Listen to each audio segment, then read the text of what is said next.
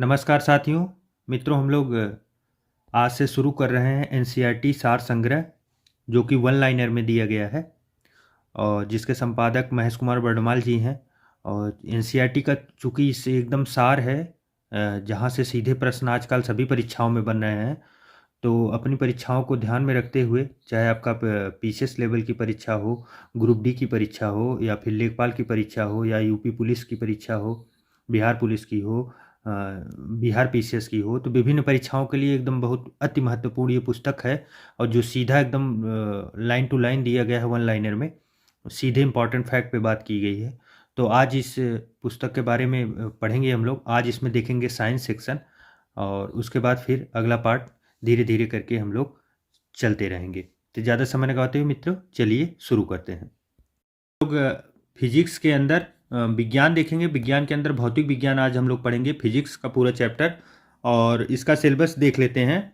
मापन, यांत्रिकी, गुरुत्वाकर्षण, पदार्थ के सामान्य गुण, तरंगत एवं ध्वनि, ऊष्मा एवं ऊष्मागतिकी, प्रकाश, विद्युत धारा, चालकता, नाभिकीय भौतिक और विविध के जो इसमें चैप्टर दिए गए हैं। तो इस प्रकार हम लोग एक ही पार्ट में पूरा का पूरा मास्टर वीडियो में पूरे के पूरे फिजिक्स को कंप्लीट कर देंगे। और यकीन मानिए यहाँ से प्रश्न बहुत ज़्यादा अच्छे खासे बनेंगे आपकी परीक्षा के लिए। तो आगे बने रहिए। मापक और मेजरमेंट इसका पहला चैप्टर है। चलिए शुरू करते हैं। मूल भौतिक राशियों, फंडामेंटल फिजिक्स यूनिट की संख्या कितनी है? तो 7 है। मूल भौतिक राशियाँ कौन कौन सी हैं? लंबाई है, समय है, ताप, द्रव्यमान, विद्युत धारा, ज्योति तीव्रता और पदार्थ की मात्रा। ये मूल भौतिक राशियाँ हैं। ज्योति तीव्रता, ल्यूमिनस इंटेंसिटी का मात्रक क्या है? ल्यूमेन स्टेरेडियन, ये इसका मात्रक है। एक प्रकाश वर्ष लाइट ईयर बराबर कितना होता है? पूछा गया प्रश्न है। 9.46 गुणे 10⁻12 किलोमीटर, ये एक प्रकाश वर्ष का के बराबर होता है। वायुमंडल में ओजोन परत की मोटाई मापने के लिए कौन सी स्केल की जरूरत होती है? तो डॉप्सन मात्रक है, जिससे ओजोन परत की मोटाई नापी जाती है। वायुमंडलीय दाब, एटमॉस्फेरिक प्रेशर मापने का मात्रक क्या होता है? बार। शक्ति, पावर का मात्रक क्या है? वाट है। कार्य, वर्क तथा ऊर्जा, एनर्जी का मात्रक क्या है? जूल। एमकेएस प्रणाली में त्वरण का मात्रक क्या है? मीटर पर सेकंड। और मूल भौतिक राशियां और उनके मात्रक और प्रतीक देखते हैं। तो लंबाई जो है, लेंथ, वो मीटर यम में निरूपित किया जाता है। और द्रव्यमान जो मास है, वो किलोग्राम केजी में निरूपित होता है। समय, टाइम, जिसे सेकंड इसका मात्रक है और यस से प्रतीक किया जाता है। विद्युत धारा एम्पियर और ए से प्रतीक होता है। ताप जो है उसका मात्रक केल्विन और के से निरूपित किया जाता है। और पदार्थ की मात्रा, जिसे अमाउंट, मोल इसका मात्रक है और मोल में ही निरूपित किया जाता है। ज्योति तीव्रता कैंडेला, जिसे सीडी से निरूपित किया जाता है। 1 किलोग्राम पर सेंटीमीटर स्क्वायर दाब किसके समतुल्य होता है? तो 1 बार के बराबर होता है। 1 पिकोग्राम कितने ग्राम के बराबर होता है? तो 10⁻−12 ग्राम के। पास्कल किस राशि का मात्रक है? दाब की। बल, फोर्स का मात्रक क्या है? न्यूटन। आवेग का मात्रक क्या है? Newton second. पारसेक दूरी मापने की सबसे बड़ी इकाई है। यह 1 पारसेक 3.262 प्रकाश वर्ष लाइट ईयर के बराबर होता है। तो पारसेक को भी याद रखें। पृथ्वी के गुरुत्व एवं चंद्रमा के गुरुत्वाकर्षण के कारण ही चंद्रमा एक निश्चित कक्षा में पृथ्वी की परिक्रमा करता है। तो दोनों का गुरुत्वाकर्षण होने की वजह से ही एक निश्चित क्षेत्र में परिक्रमा करते हैं। इसके बारे में भी थोड़ी जानकारी रखें। उसके बाद फिर नेक्स्ट चलते हैं। एंगस्ट्रॉम द्वारा क्या मापा जाता है? तो तरंग दैर्घ्य, वेवलेंथ। एक अश्वशक्ति हार्स पावर कितने वाट के होते हैं? 746 वाट का। 1 माइक्रोन किसके बराबर होता है? 10⁻⁻6 मीटर या 10⁻⁻4 सेंटीमीटर या 10⁻⁻3 मिलीमीटर के बराबर होता है। चालक की विद्युत प्रतिरोधकता, इलेक्ट्रिकल रेजिस्टेंस के मात्रक को ओम मीटर होता है से निरूपित किया जाता है। रेडियन एवं स्टेरेडियन किस प्रकार के मात्रक हैं? पूरक मात्रक हैं। क्यूसेक में क्या मापा जाता है? तो जल का बहाव, जल के बहाव को क्यूसेक में मापा जाता है। ये देखते हैं ना, नदी वदी के बहाव के लिए या नहर के बहाव के लिए, तो उसमें पता चलता है कि क्यूसेक में कितनी सप्लाई वाटर की हो रही है। दूर की वस्तुओं को देखने के लिए बाइनोक्यूलर दूरबीन का उपयोग किया जाता है। कौन से दूरबीन का? बाइनोक्यूलर दूरबीन। दुग्ध उत्पादों में वसा की मात्रा मापने के लिए किस यंत्र का प्रयोग किया जाता है? ब्यूटीरोमीटर। प्रकाश की तीव्रता मापने के लिए किस उपकरण का प्रयोग किया जाता है? तो लक्सीमीटर। काफी इंपॉर्टेंट है, कई बार आया हुआ है। लक्सीमीटर प्रकाश की तीव्रता नापने के लिए। समतल कोण, प्लेन एंगल, घन कोण, क्यूब एंगल किस प्रकार की राशियां हैं? तो ये पूरक राशियां हैं। हृदय की ध्वनि सुनने के लिए किस यंत्र का प्रयोग किया जाता है? तो स्टेथोस्कोप। जो डॉक्टर अपने गले में लगा के रखते हैं वही है स्टेथोस्कोप। अब अदिश राशि, सदिश राशि, विभिन्न मात्रक इसके कौन कौन से हैं ये भी देख लेते हैं। तो अदिश राशि में देख रहे हैं, दूरी है, चाल है, द्रव्यमान है, आयतन है, समय, कार्य, घनत्व। और सदिश बल, विस्थापन, वेग, संवेग, त्वरण, कोणीय वेग। दूरी अदिश राशि है, बल सदिश राशि है। एक अंगस्ठान क्या है? एक अंगस्ठान बराबर 10 मीटर। और एक खगोलीय इकाई बराबर 1.496 गुणे 10⁻11 मीटर। एक डाप्सन बराबर 10 माइक्रोमीटर। और एक बैरल बराबर कितना होता है? तो ये काफ़ी इंपॉर्टेंट है, याद रखें आप लोग। बैरल जो है कि कई बार आप न्यूज़ में देखते होंगे, सुनते होंगे कि बैरल में भर के ऑयल आया है, इतने बैरल वहाँ से विदेश से पेट्रोलियम मंगाया गया, डीजल मंगाया गया। तो एक बैरल बराबर 159 लीटर, 60 लीटर में एक कम है, इतना याद रखें, तो इससे आसानी से प्रश्न बन जाएंगे। एक नैनोमीटर क्या होता है? 10⁻⁻9 मीटर होता है। और एक टेरोमीटर 10⁻12 मीटर होता है। एक फैदम बराबर 6 फीट होता है। उसके बाद नेक्स्ट देखते हैं, प्रमुख भौतिक राशियां और उसके एसआई मात्रक। एसआई मात्रक के रूप में देख लेते हैं भौतिक राशियां। क्षेत्रफल, क्षेत्रफल बराबर लंबाई गुणे चौड़ाई, इसे इसका एसआई मात्रक है मीटर स्क्वायर। आयतन बराबर लंबाई गुणे चौड़ाई गुणे ऊंचाई, मीटर क्यू है। और उसके बाद त्वरण अथवा मंदक, मंदन बराबर वेग परिवर्तन बटे समय, मीटर पर सेकंड स्क्वायर। बल बराबर द्रव्यमान गुणे त्वरण, किलोग्राम मीटर पर सेकंड स्क्वायर या न्यूटन। गतिज ऊर्जा बराबर हाफ गुणे द्रव्यमान गुणे वेग स्क्वायर, किलोग्राम मीटर पर सेकंड स्क्वायर या जूल। और स्थितिज ऊर्जा बराबर द्रव्यमान गुणे गुरुत्वीय त्वरण गुणे ऊंचाई होता है, किलोग्राम पर मीटर पर सेकंड स्क्वायर या जूल में निरूपित करते हैं। कोणीय विस्थापन, चाप त्रिज्या रेडियम, कार्य बराबर बल गुणे विस्थापन, जूल या न्यूटन मीटर। शक्ति बराबर कार्य बटे समय, जूल पर सेकंड या वाट। बल आघूर्ण बराबर बल गुणे घूर्णन अक्ष से लंबवत दूरी तक, न्यूटन माइनस मीटर। गुरुत्वाकर्षण नियतांक बराबर बल गुणे दूरी स्क्वायर अपान द्रव्यमान स्क्वायर, न्यूटन मीटर पर स्क्वायर किलोग्राम स्क्वायर। गुरुत्वीय विभव बराबर कार्य द्रव्यमान जूल किलोग्राम।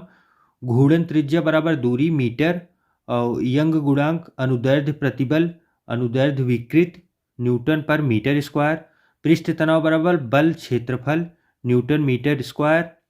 वेग प्रवणता वेग बटे दूरी बराबर प्रति सेकंड। और श्यानता गुणांक बल बटे क्षेत्रफल गुणे वेग प्रवणता न्यूटन सेकंड पर मीटर स्क्वायर। प्लांक नियतांक ऊर्जा आवृत्ति जूल सेकंड। बैट्समैन नियतांक ऊर्जा तापमान जूल केल्विन। और धारिता आवेश विभवांतर फैराड। और चालकता विद्युत ओम मीटर -1। धारा घनत्व विद्युत धारा अपान क्षेत्रफल बराबर एम्पियर मीटर स्क्वायर। और चुंबकीय फ्लक्स वेव या वोल्ट। और प्रतिरोधकता क्या होता है? ओम मीटर में होता है। गुप्त ऊष्मा ऊष्मीय ऊर्जा बराबर द्रव्यमान जूल पर किलोग्राम, और कोणीय संवेग बराबर जड़त्व आघूर्ण गुणे कोणीय वेग किलोग्राम मीटर स्क्वायर पर सेकंड, और जड़त्व आघूर्ण द्रव्यमान गुणे परिभ्रमण त्रिज्या स्क्वायर किलोग्राम पर मीटर स्क्वायर। नेक्स्ट देखते हैं, किस यंत्र के द्वारा मस्तिष्क विभव मापा जाता है? तो इलेक्ट्रोइंसेफेलोग्राफी के द्वारा मस्तिष्क विभव मापा जाता है। संवेग किसकी माप है? गति की ऊर्जा की। और मैनोमीटर का क्या उपयोग है? तो गैसों का दाब मापने में इसका उपयोग किया जाता है। सोने की चमक को मापने के लिए कैरेटोमीटर नामक यंत्र का प्रयोग किया जाता है। यहाँ थोड़ा सा कट गया है, आप लोग ध्यान दीजिए, सोने की चमक है यहाँ। कोणीय विस्थापन एंगुलर डिस्टेंस का मात्रक क्या है? तो ये रेडियन है। पृथ्वी और सूर्य के बीच की माध्य दूरी किस मात्रक द्वारा मापी जाती है? तो एक खगोलीय इकाई के द्वारा, ये एस्ट्रोनॉमिकल यूनिट के द्वारा मापी जाती है। महत्वपूर्ण मानक एवं उदाहरण इंपॉर्टेंट मेजरमेंट एंड डिवाइसेस देख लेते हैं। काफ़ी इंपॉर्टेंट है, यहाँ से आजकल प्रश्न बहुत अच्छे खासे बन रहे हैं। तो यंत्र देखते हैं और यंत्र का उपयोग देखते हैं। अल्टीमीटर उड़ते हुए विमान की ऊंचाई मापता है। अमीटर विद्युत धारा की तीव्रता। ऑडियोमीटर ध्वनि की तीव्रता। एरोमीटर वायु एवं गैस का भार तथा घनत्व नापता है। एनीमोमीटर वायु की गति और शक्ति को मापने का यंत्र है। एक्सीलरोमीटर गतिमान वाहनों की गति में वृद्धि की दर। बैरोमीटर वायुमंडलीय दाब। और बोलोमीटर ऊष्मीय विकिरण। बैरोमीटर इंपॉर्टेंट है, काफ़ी कई बार आया है। कैलोरीमीटर ऊष्मा की मात्रा। वर्नियर कैलिपर्स बेलनाकार वस्तुओं का व्यास एवं गहराई। क्रायोमीटर निम्न ताप। डेसिंटीमीटर पदार्थ का घनत्व। फैदोमीटर समुद्र नदी की गहराई। गैल्वेनोमीटर विद्युत धारा की प्रबलता। गायरोस्कोप घूर्णन गति करती हुई वस्तु का कोणीय संवेग। ग्रेवोमीटर गुरुत्वीय त्वरण। हाइड्रोमीटर वस्तुओं का संक्षेपित घनत्व। हाइड्रोफोन जल के भीतर उत्पन्न ध्वनि। हाइग्रोमीटर वायुमंडलीय आर्द्रता। हाइग्रोमीटर काफी इंपॉर्टेंट है, ये भी आया है। लैक्टोमीटर दूध की शुद्धता, ये भी कई बार आया है। क्रोनोमीटर पानी के जहाजों में सही समय ज्ञात करने में उपयुक्त उपकरण। क्रेस्कोग्राफ पौधों की वृद्धि को दर्शाने वाला यंत्र। डायलेटोमीटर किसी वस्तु में उत्पन्न आयतन के परिवर्तन को मापने का एक यंत्र है। डायनेमोमीटर इंजन द्वारा उत्पन्न की गई शक्ति मापने का यंत्र है। और नेफोस्कोप वायुमंडल में उपस्थित बादलों की गति एवं गति की दिशा का मापन है। रेडियो माइक्रोमीटर ऊष्मीय विकिरण को मापने का यंत्र है। टैकोमीटर किसी वस्तु के चक्रण की गति मापने का यंत्र है। सीजीएस पद्धति के अंतर्गत लंबाई को सेंटीमीटर सी में और द्रव्यमान को ग्राम जी में तथा समय को सेकंड एस में मापा जाता है। किसके द्वारा? सीजीएस पद्धति के द्वारा। उसके बाद फिर नेक्स्ट आइए देखते हैं यंत्र और मापक उपयोग। रेन गेज यूडोमीटर वर्षा की मात्रा ज्ञात करने वाला यंत्र है, इंपॉर्टेंट है, याद रखें। रिफ्रैक्टोमीटर पारदर्शक माध्यमों का अपवर्तनांक ज्ञात करने वाला उपकरण है। सेक्रोमीटर शर्करा की आर्द्रता मापने वाला यंत्र है। स्क्रू गेज महीन तारों का व्यास मापने वाला यंत्र है। सेक्सटेंट ऊंचाई को मापने के काम में आने वाला यंत्र है। स्फेरोमीटर किसी सतह की वक्रता मापने का यंत्र है। स्फिग्नोमैनोमीटर धमनियों में रुधिर के दाब को मापने का उपकरण है। स्फिग्नोमैनोमीटर जो मतलब आप समझ सकते हैं, ये बीपी की जांच के लिए उपयोगी होता है। बीपी जो चेक करते हैं मशीन से, उसे स्फिग्नोमैनोमीटर बोलते हैं। थियोफोलाइड अनुप्रस्थ या लंबवत कोणों के माप के लिए होता है। थर्मोपाइल विकिरण तीव्रता मापने का यंत्र है। वेंचुरीमीटर द्रव्यों के प्रवाह की गति मापने का यंत्र है। लाउड स्पीकर जो है वो ध्वनि की तीव्रता बढ़ाने का यंत्र है। मैक मीटर ध्वनि के वेग के अनुपात में वायुयान की गति मापने का यंत्र है। मैग्नोमीटर चुंबकीय क्षेत्र बताता है।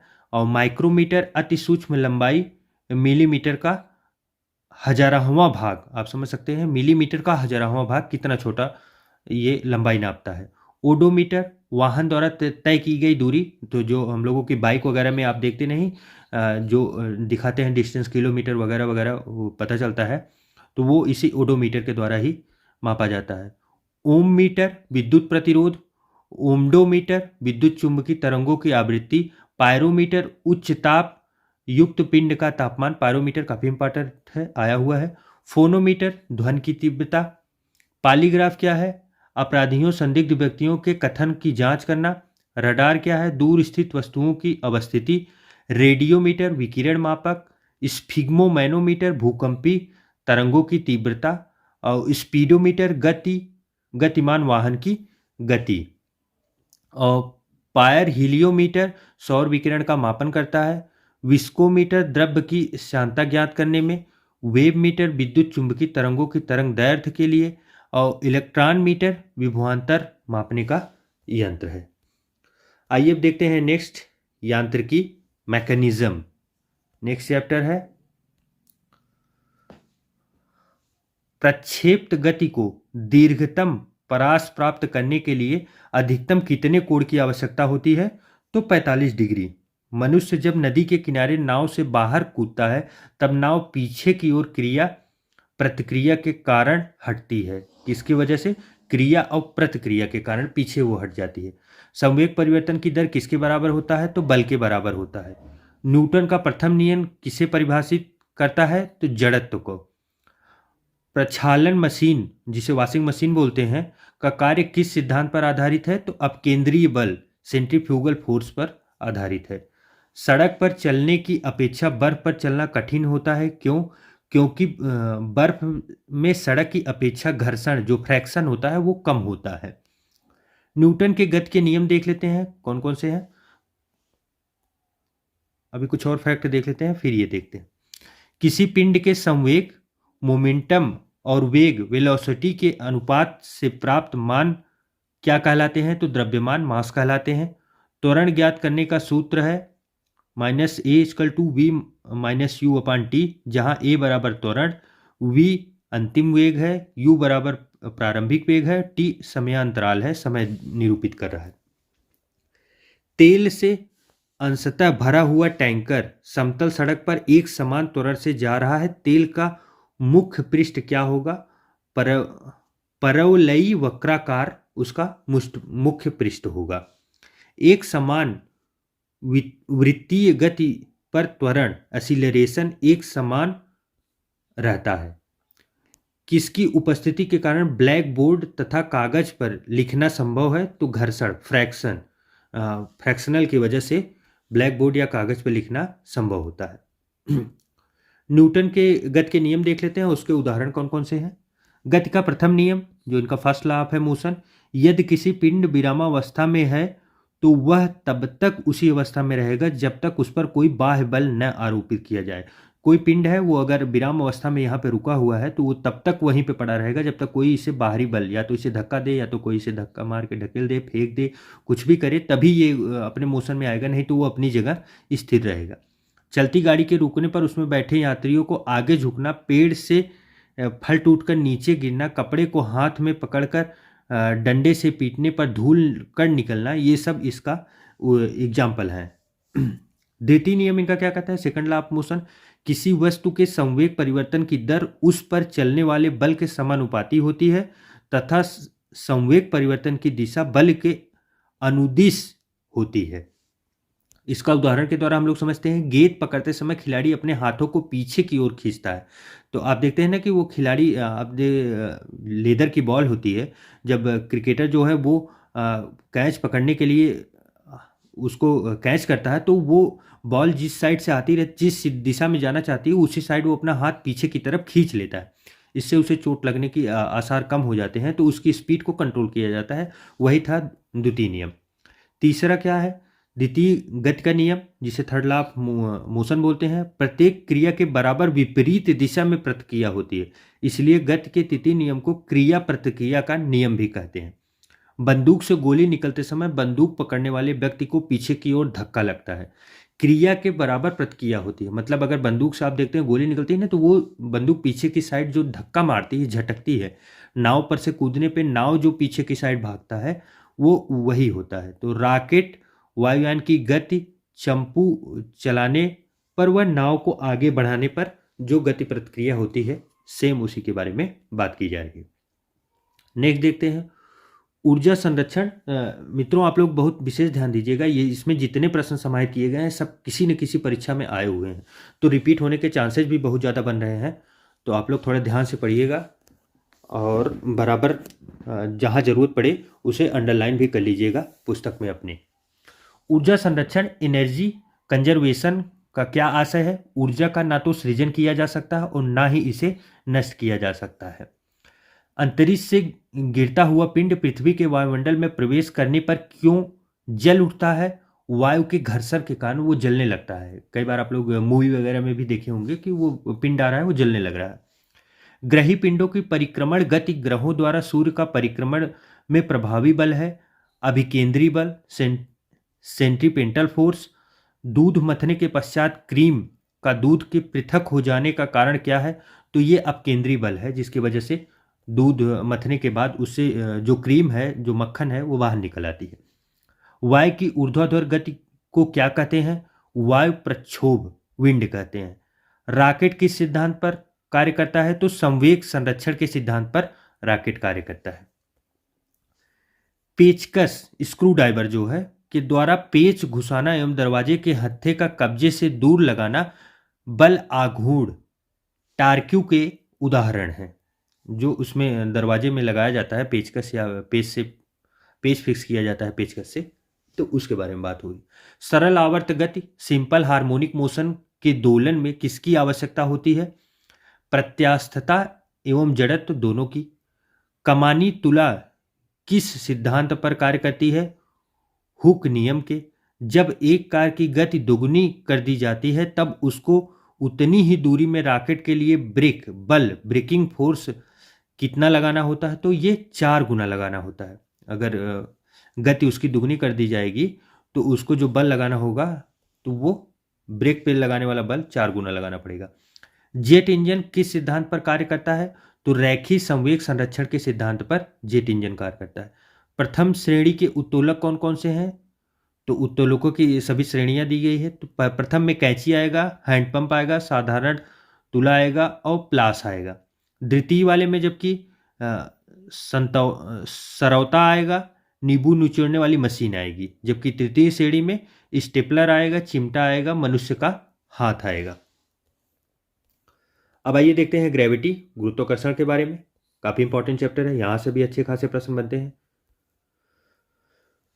पृथ्वी का पलायन वेग कितना है? 11.2 किलोमीटर पर सेकंड है पृथ्वी का पलायन वेग। इसका मतलब ये हुआ कि किसी बॉल को लेके अगर आप 11.2 किलोमीटर पर सेकंड की स्पीड से आप अगर फेंक सकते हैं तो आप उसे फेंक दीजिए, फिर वापस वो पृथ्वी पर लौट के नहीं आएगा। इसे ही बोलते हैं पृथ्वी का पलायन वेग। उसके बाद कहा है यदि चक्कर लगाते हुए अंतरिक्ष यान स्पेस क्राफ्ट से एक सेब छोड़ा जाए तो उसकी गति क्या होगी? अंतरिक्ष यान के साथ साथ उसी गति से वो गतिमान करेगा, क्योंकि वहां पे स्पेस पे ग्रेविटी है ही नहीं, ग्रेविटी के बाहर वो निकल गया। अंतरिक्ष यात्री निर्वात वैक्यूम में सीधे खड़े क्यों नहीं रह सकते? गुरुत्वाकर्षण की अनुपस्थिति के कारण। वहां गुरुत्वाकर्षण है नहीं, इसलिए आप देखते हैं अंतरिक्ष की जो मूवियां वगैरह बनती है या कुछ भी बनती है तो वो देखते हैं जैसे हवा में तैर रहे हैं, कोई भी अगर इंसान जाता है या कोई भी चीजें रहती हैं। पृथ्वी के चारों ओर परिक्रमा तथा कर रहा कृत्रिम उपग्रह आर्टिफिशियल सैटेलाइट पृथ्वी पर त्वरण के कारण नहीं गिरता है। त्वरण के कारण वो पृथ्वी पर नहीं गिरता। एक भू उपग्रह जियो सैटेलाइट किस बल के प्रभाव से अपने कक्ष में निरंतर गति करता है? तो यह अपकेंद्री बल के कारण। चंद्रमा की सतह पर पलायन वेग पृथ्वी की सतह की अपेक्षा कम होता है। क्यों? क्योंकि चंद्रमा की त्रिज्या पृथ्वी की त्रिज्या से कम होती है। भारहीनता की स्थिति किस कारण होती है? तो गुरुत्वाकर्षण की शून्य स्थिति। अगर गुरुत्वाकर्षण 0 रहेगा तो भारहीनता की आभास होगा, ऐसा लगेगा कि वजन है ही नहीं। एक लकड़ी झूले पर बैठी स्थिति में झूला झूल रही थी। लकड़ी नहीं, लड़की है, सॉरी माफ कीजिएगा। एक लड़की झूले पर बैठी स्थिति में झूला झूल रही थी। उस लड़की के खड़े हो जाने पर आवर्तकाल टाइम पीरियड पर क्या प्रभाव होगा? आवर्तकाल कम हो जाएगा। लोलक की लंबाई बढ़ जाने के कारण लोलक घड़ी पेंडुलम क्लॉक जो है वो गर्मियों में धीमी हो जाती है, जबकि शीतकाल में तीव्र गति से चलती है। शीतकाल में उसकी लोलक की लंबाई घट जाती है। ये कई बार आया हुआ प्रश्न है, इंपॉर्टेंट है। हवा में लोहे के और लकड़ी के समान भार देख रहे हैं, वजन बराबर है। गेंद को एक साथ ऊंचाई से गिराने पर क्या प्रभाव पड़ेगा? लकड़ी की गेंद बाद में गिरेगी, जबकि लोहे की कम गिरेगी। उसके पीछे रीजन क्या है कि लकड़ी का जो वेट तो बराबर ही है, लेकिन वो उसका द्रव्यमान वो है जो ज़्यादा बड़ा होगा, इसी वजह से वो धीरे आएगी। यदि वायु प्रतिरोध को नगण्य कर दिया जाए तथा एक सामान्य आकार के लकड़ी, लोहे व मोम के टुकड़ों को समान ऊंचाई से पृथ्वी पर गिराया जाए तो सभी एक साथ पृथ्वी की सतह पर आकर गिरेंगे। क्यों ऐसा हो रहा है? क्योंकि वायु के प्रतिरोध को अगर नगण्य किया जा रहा है कि अगर हवा है ही नहीं एटमॉस्फेयर में, तब वो सब बराबर आएंगे। पृथ्वी के किस स्थान पर किसी पिंड का भार सर्वाधिक होता है? तो ध्रुवों पर होता है। कई बार आया हुआ है, काफी इंपॉर्टेंट है प्रश्न। ध्रुवों पर। पृथ्वी के केंद्र से ध्रुवों की दूरी कम होने के कारण ध्रुवों पर स्थित पिंड पर पृथ्वी का अधिक गुरुत्वीय आकर्षण बल आरोपित होगा। इसलिए ध्रुवों पर इसका भार पृथ्वी पर स्थित किसी अन्य स्थान से अधिक होता है। गुरुत्वाकर्षण के सार्वभौमिक नियम के सिद्धांत, प्रिंसिपल ऑफ यूनिवर्सल लॉ का प्रतिपादक सर आइजैक न्यूटन द्वारा किया गया था। तो ये काफी इंपॉर्टेंट है, यहां से सीधा प्रश्न बनेगा कि गुरुत्वाकर्षण के नियम को किसने दिया था? तो सर आइजैक न्यूटन के द्वारा दिया गया है गुरुत्वाकर्षण का नियम। ये काफी इंपॉर्टेंट प्रश्न है। अब आगे आ रहे हैं, आप लोग ध्यान दीजिएगा। लिफ्ट में बैठे एक व्यक्ति का भार कब सर्वाधिक महत्वपूर्ण होता है? तो जब लिफ्ट त्वरित गति से ऊपर जा रही होती है। तो जब लिफ्ट ऊपर जाएगी तो भार सबसे ज्यादा लगेगा इंसान को। भूतुल्यकारी उपग्रह जियो सिंक्रोनियस सैटेलाइट के परिक्रमण की अवधि कितनी होती है? तो ये 24 घंटे होती है। क्यों? क्योंकि तुल्यकाली जो उपग्रह है ये पृथ्वी के बराबर, पृथ्वी के जैसे जैसे पृथ्वी सूर्य का परिक्रमण करता है वैसे वो भी उसी एटमॉस्फेयर में रहते हैं, तो वो 24 घंटे में ही करेंगे। यदि पृथ्वी और सूर्य के मध्य की दूरी दुगनी होती है तो सूर्य द्वारा पृथ्वी तथा गुरुत्वाकर्षण बल क्या होगा? तो वर्तमान समय का 1/4 भाग हो जाएगा। लोलक की समयावधि टाइमलाइन किस पर निर्भर करती है? तो लोलक की लंबाई पर। लोलक कितना लंबा है, अभी ऊपर हम लोगों ने देखा कि वो गर्मी में बढ़ जाता है और ठंडी में वो छोटा हो जाता है लोलक। पृथ्वी का गुरुत्वाकर्षण बल यदि अचानक लुप्त हो जाए तो उसका परिणाम क्या होगा? पृथ्वी पर स्थित वस्तुओं का भार शून्य हो जाएगा, लेकिन द्रव्यमान अपरिवर्तित रहेगा। पृथ्वी की सतह पर जी का मान अधिकतम तथा द्रव्यमान पर जी मतलब यहाँ क्या है? गुरुत्वाकर्षण का मान पृथ्वी के गुरुत्वाकर्षण त्वरण का 1/6 होता है। काफी इंपॉर्टेंट है, कई बार आया हुआ है। तो चंद्रमा पे कितना होगा? तो 1/6 होता है। पीसा की झुकी हुई मीनार गिरती क्यों नहीं है? इसके क्या कारण है? गुरुत्व केंद्र से जाने वाली ऊर्ध्वाधर रेखा जो है, जिसे वर्टिकल बोलते हैं, वर्टिकल तल के अंदर रहती है, इसी वजह से ये नहीं गिरती। आप इसको देख लीजिएगा, पीसा की झुकी हुई मीनार, ये एक्चुअली 7 अजूबों में से एक अजूबा है। यदि किसी वस्तु ऊपर से गिराई जाती है तो उसके भार पर क्या प्रभाव पड़ेगा? वस्तु का भार अपरिवर्तित रहेगा। जब हम भूमध्य रेखा से ध्रुव की ओर जाते हैं तो गुरुत्वाकर्षण का मान बढ़ता है। क्यों बढ़ता है? तभी तो ध्रुवों पर वजन ज़्यादा महसूस होता है। कहाँ से? भूमध्य रेखा से। अब आप सबसे पहले तो यही ध्यान रखिए, भूमध्य रेखा ये है और ध्रुव ये है, उत्तरी ध्रुव और दक्षिणी ध्रुव यही हुए, और ये बीच के जो हुए ये भूमध्य रेखा हुआ। तो जिसे न याद हो वो देख लें। ये टोटल पृथ्वी की बात की जा रही है। चक्रीय झूले पर झूलते समय व्यक्ति को बाहर की ओर धक्का क्यों महसूस होता है? तो ये अपकेंद्री बल के कारण होता है। विभिन्न द्रव्यमान वाले दो पत्थर एक साथ किसी इमारत को छत से गिराए जाते हैं तो कौन सा पत्थर जमीन पर पहले पहुंचेगा? दोनों ही पत्थर एक साथ जमीन पर पहुंचेंगे। विभिन्न द्रव्यमान भले विभिन्न हो लेकिन वजन तो उनका सेम है। गुरुत्वाकर्षण एवं गुरुत्व के उदाहरण क्या क्या? सूर्य एवं अन्य ग्रहों के गुरुत्वाकर्षण के कारण ही सभी ग्रह लगभग वृत्ताकार एवं निश्चित कक्षाओं में सूर्य की परिक्रमा करते हैं। पृथ्वी के गुरुत्व एवं चंद्रमा के गुरुत्वाकर्षण के कारण ही चंद्रमा एक निश्चित कक्षा में पृथ्वी की परिक्रमा करता है। सूर्य, चंद्रमा एवं पृथ्वी के गुरुत्वाकर्षण की अंतःक्रिया को के कारण पृथ्वी पर स्थित समुद्रों में ज्वार भाटा टाइड्स आते हैं। आइए अब देखते हैं पदार्थों के सामान्य गुण, next chapter general properties of substances. काफ़ी इंपॉर्टेंट है, यहाँ से भी प्रश्न आएंगे मित्रों, एकदम पूरा समाहित करके दिया गया है, आप लोग एकदम बराबर ध्यान दें। साबुन के बुलबुले का दाब वायुमंडलीय दाब से कम होता है अथवा अधिक होता है, तो ये अधिक होता है। स्वचालित हाइड्रोलिक ब्रेक, जिसे हाइड्रोलिक ब्रेक बोलते हैं, किस सिद्धांत पर कार्य करता है, तो पास्कल के सिद्धांत पर हाइड्रोलिक ब्रेक वर्क करता है। बर्फीले क्षेत्रों में शीतकाल में जब झील की ऊपरी सतह का पानी बर्फ में बदल जाता है, फिर भी उसके अंदर रहने वाले जलीय जंतु जीवित रहते हैं, क्योंकि पानी का घनत्व जो है वो 4 डिग्री सेल्सियस पर सबसे अधिक होता है। इस कारण झील के भीतर पानी नहीं जमता। तो 4 डिग्री सेल्सियस पर सबसे अधिक रहता है घनत्व। तो नीचे आप देखेंगे ना, झील के ऊपर का पानी भले से जम जाए, नीचे का पानी नहीं जमता, इसीलिए जलीय जीव जो होते हैं, मछलियाँ होती हैं, वो अंदर नीचे आसानी से रह पाती हैं। नदी से समुद्र में प्रवेश करने पर किसी जहाज की क्या प्रक्रिया होगी, तो वह समुद्र में कुछ ऊपर उठता है। ऐसा क्यों होता है, तो क्योंकि पता है आपको नदी में पानी की मात्रा कम होती है, तो अगर इसमें जहाज है तो ज़्यादा पानी हल्का है, पानी कम ही है, तो पानी को ज़्यादा से ज़्यादा बगल कर देगी और खुद उसका वजन लगेगा। लेकिन जब वो समुद्र में पहुँचेगी तो कितना भी पानी खिसकाएगी, पानी की इतना ज़्यादा है कि नाव उसमें छोटी पड़ जाती है, इसी वजह से ऐसा होता है। जब किसी झील की तली से उठकर वायु का बुलबुला ऊपरी सतह पर आता है तो उसके आकार पर क्या प्रभाव पड़ेगा, तो वो बुलबुला बढ़ जाएगा। किसी वस्तु को मात्रा बदलने पर उसके घनत्व डेंसिटी पर क्या प्रभाव होगा, वस्तु का घनत्व अपरिवर्तित रहेगा।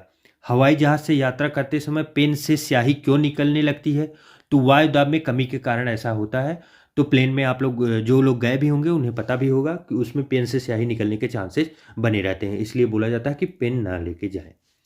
नदी की अपेक्षा समुद्र में तैरना आसान होता है, क्यों, तो समुद्री जल का घनत्व तो नदी के जल से अधिक होता है, इसीलिए ऐसा होता है। तो ये नमकीन पानी का सबसे बड़ा एग्जाम्पल आपको बता दें, अगर आपके पास भी कोई स्विमिंग पूल हो तो उसमें लाके 2-4 बोरे नमक डाल दीजिए और मिक्स कर दीजिए, आप देखिए आप उसमें डूबेंगे नहीं।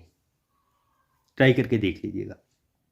नेक्स्ट क्या है, समुद्र में प्लवन करते हुए बर्फ का पिंड पानी की सतह से 1/9 भाग ऊपर उठा हुआ होता है, इसलिए जब बर्फ पिघलता है तो पानी के स्तर में कोई परिवर्तन नहीं होता है। इसका मतलब क्या हुआ कि आप अगर कोई ग्लास लीजिए, ग्लास में आप पानी भरे हैं और इसमें आप अगर पानी में बर्फ़ डालेंगे तो आप देखेंगे कि बर्फ़ का 9 भाग, 10 में से लगभग 1/9 भाग ये पानी के अंदर डूबा रहेगा, सिर्फ 1 भाग बर्फ़ का ऊपर दिखेगा, बाकी पूरा नीचे डूबा रहेगा। इसीलिए जब पानी पूरा पिघल जाता है तो ऐसा नहीं होता कि वो बाहर निकल जाए, वो उसी के हिसाब से अंदाज़ा लगता है। तो यही है इसका एग्जाम्पल। पृष्ठ तनाव क्या है, सरफेस टेंशन का क्या कारण है, अणुओं के मध्य सहसंजक बल जो होता है वही पृष्ठ तनाव का कारण होता है।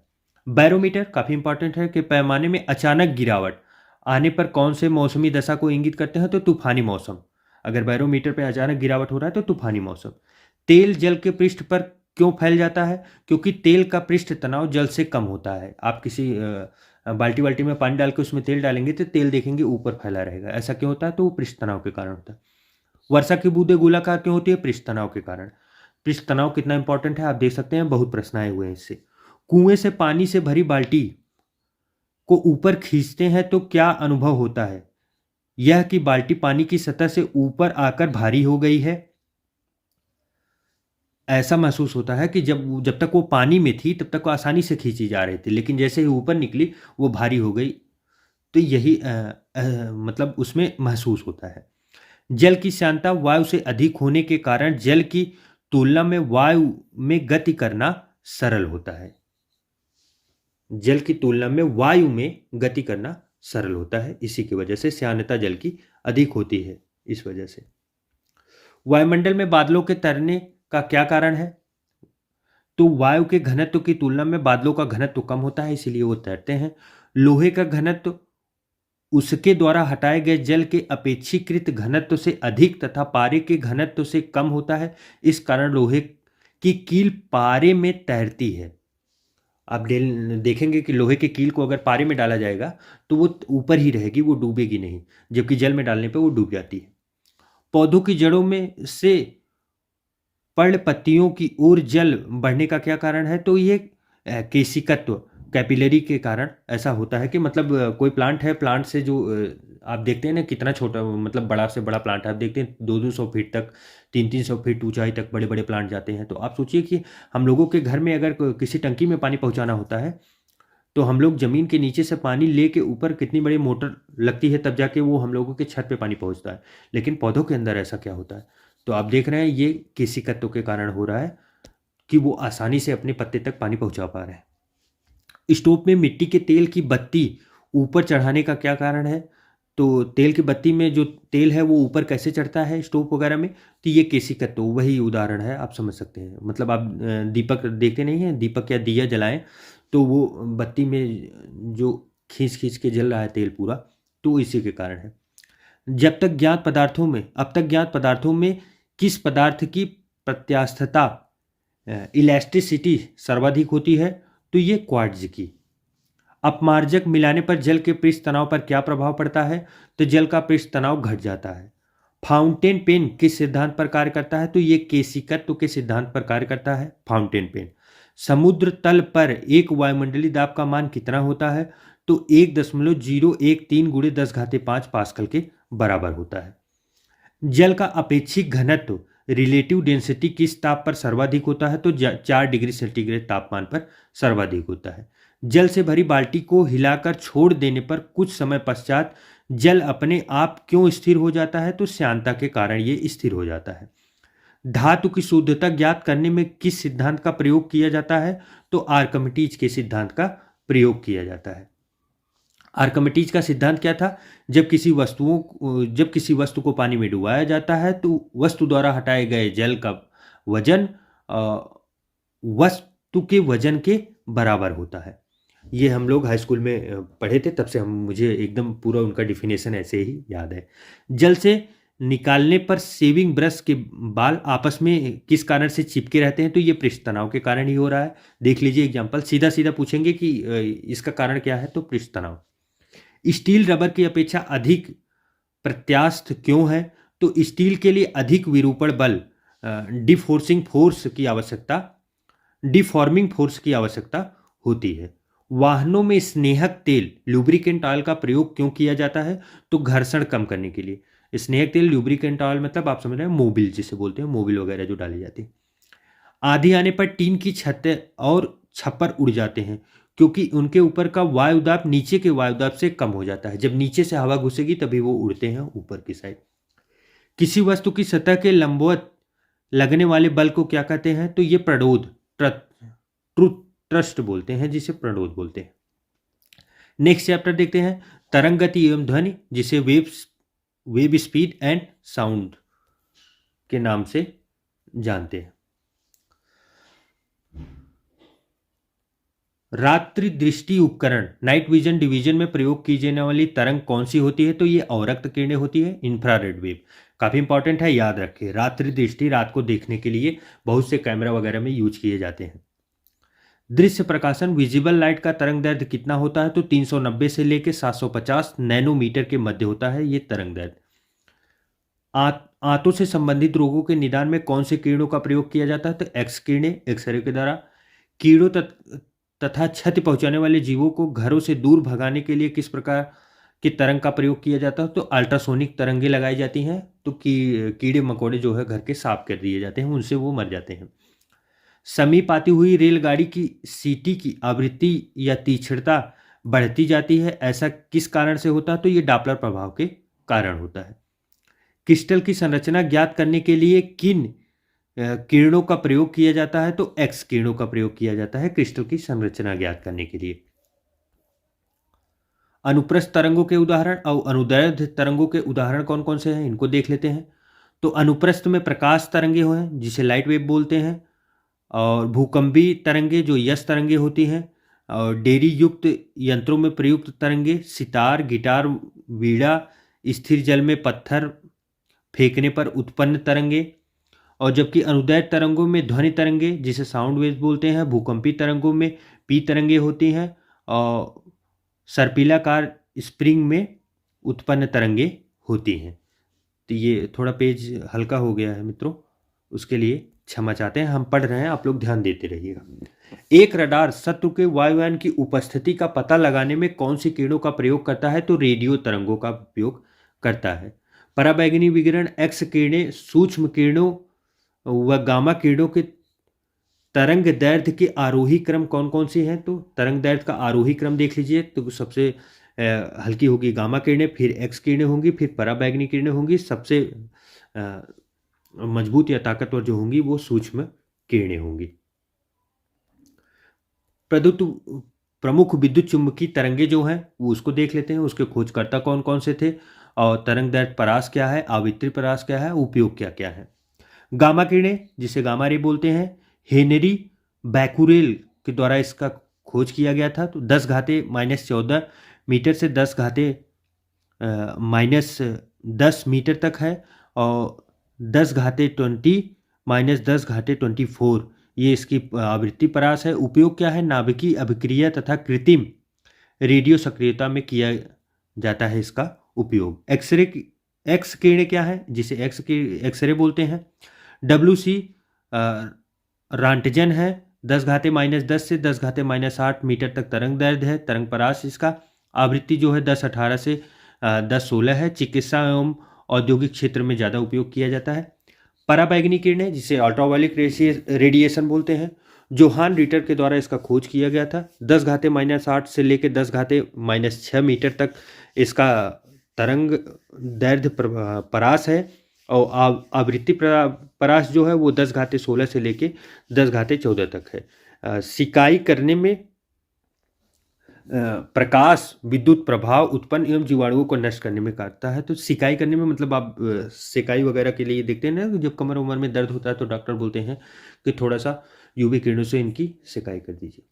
दृश्य किरणें कौन है? इसके खोजकर्ता न्यूटन खुद हैं। 3.9 × 10 घाते -7 मीटर और 7.8 × 10 घाते -7 मीटर इसका आवृत्ति है, और इसका जो तरंग दैर्ध्य परास है, आवृत्ति जो है इसकी वो 10 घाते 14 से लेकर 10 घाते 12 है। इसकी उपस्थिति में वस्तुएं दिखाई देती हैं। तो ये रात में हम लोगों ने देखा था, नाइट विजन में उपयोग किया जाता है। अवरक्त विकिरण विलियम हेरसेल है, इसका तरंग दैर्ध्य आप देख सकते हैं। आवृत्ति इसकी 10 घाते 12 से लेकर 10 घाते 10 तक है। फोटोग्राफी में, सिकाई में और टीवी के रिमोट कंट्रोल वगैरह वगैरह में ये उपयोग की जाती है। लघु रेडियो तरंगे हेनरी खार्ट्ज द्वारा दिया गया है, और इसका उपयोग किया जाता है रेडियो, टेलीविजन, रडार एवं टेलीफोन वगैरह में। और दीर्घ रेडियो तरंगे, जिसके खोजकर्ता मार्कोनी थे, और ये रेडियो एवं टेलीविजन के प्रसारण में उपयोग किया जाता है। आइए अब नेक्स्ट देखते हैं। दीर्घ रेडियो तरंगे वायुमंडल की किस परत से परावर्तित होती हैं? तो ये आयन मंडल में परावर्तित होती हैं। कुलीन नलिका ट्यूब का प्रयोग कौन सी किरणें उत्पन्न करने के लिए किया जाता है? तो एक्स किरणें।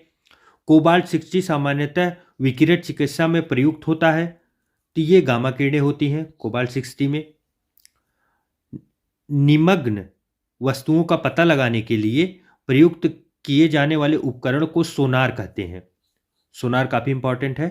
निमग्न वस्तुएं मतलब अर्थात जो समुद्र वगैरह में डूबी हुई वस्तुओं को पता लगाने के लिए सोनार का उपयोग किया जाता है। बंद चूल्हे ओवन में किसका प्रयोग किया जाता है? तो सूक्ष्म तरंगे माइक्रोवेव का उपयोग किया जाता है। सुदूर संवेदी युक्ति नियंत्रण रिमोट कंट्रोल डिवाइस में एक अंतर्निर्मित स्रोत होता है, तो ये क्या होता है? अवरक्त किरणों का। दो उत्तरोत्तर श्रृंग अथवा दो उत्तरोत्तर गर्त के बीच की दूरी को क्या कहते हैं? तो तरंग दैर्ध्य वेवलेंथ बोलते हैं। उसके बाद फिर ध्वनि देखते हैं, साउंड, नेक्स्ट चैप्टर काफी इंपॉर्टेंट है, यहां से भी प्रश्न खूब बनते हैं। पराध्वनिक जेट, सुपरसोनिक जेट से वायुमंडल की किस परत को क्षत पहुंचती है? तो ओजोन परत को। किसे मापने हेतु डेसिबल इकाई का प्रयोग किया जाता है? तो ध्वनि की तीव्रता मापने के लिए डेसिबल का उपयोग किया जाता है। इसे घुमा के भी पूछा जा सकता है, तो ध्यान रखें। ध्वनि के स्रोत व परावर्ती सतह के मध्य न्यूनतम दूरी कितनी होनी चाहिए जिससे कि प्रतिध्वनि स्पष्ट रूप से सुनाई दे सके? तो 16.5 मीटर। अर्थात इसका मतलब क्या हुआ कि अगर आप यहाँ से खड़े होकर आप कुछ बोलना चाहते हैं, तो यहाँ पे जो आपकी दीवार है, दीवार से आपकी दूरी कितनी होनी चाहिए? 16.5 मीटर अगर होगी तो आप जो बोलेंगे वो रिपीट होकर आपको सुनाई देगी। फिर से तो यही है इसका एग्जाम्पल। वायु में ध्वनि का वेग कितना होता है? तो वायु में ध्वनि का वेग 343 मीटर पर सेकंड होता है। कितना तेज है आप देख सकते हैं। सिनेमा घरों, बड़े सभागारों आदि में ध्वनि स्रोत बंद होने के बाद कुछ देर तक ध्वनि सुनाई देती है। इसका क्या कारण है? तो अनुरणन, रिवर्स रिवर्स बिरेशन की वजह से ऐसा होता है। चंद्रमा के धरातल पर दो व्यक्ति एक दूसरे की बात नहीं सुन सकते हैं। इसका कारण क्या है? तो चंद्रमा में वायुमंडल नहीं है, यही है इंपॉर्टेंट, इसी की वजह से ऐसा हो रहा है। तो काफी इंपॉर्टेंट है, ध्यान रखें। वह जैव पद्धति, बायोलॉजिकल मेथड, जिससे पराश्रव्य ध्वनि का प्रयोग किया जाता है, उसे क्या कहते हैं? तो सोनोग्राफी में किया जाता है।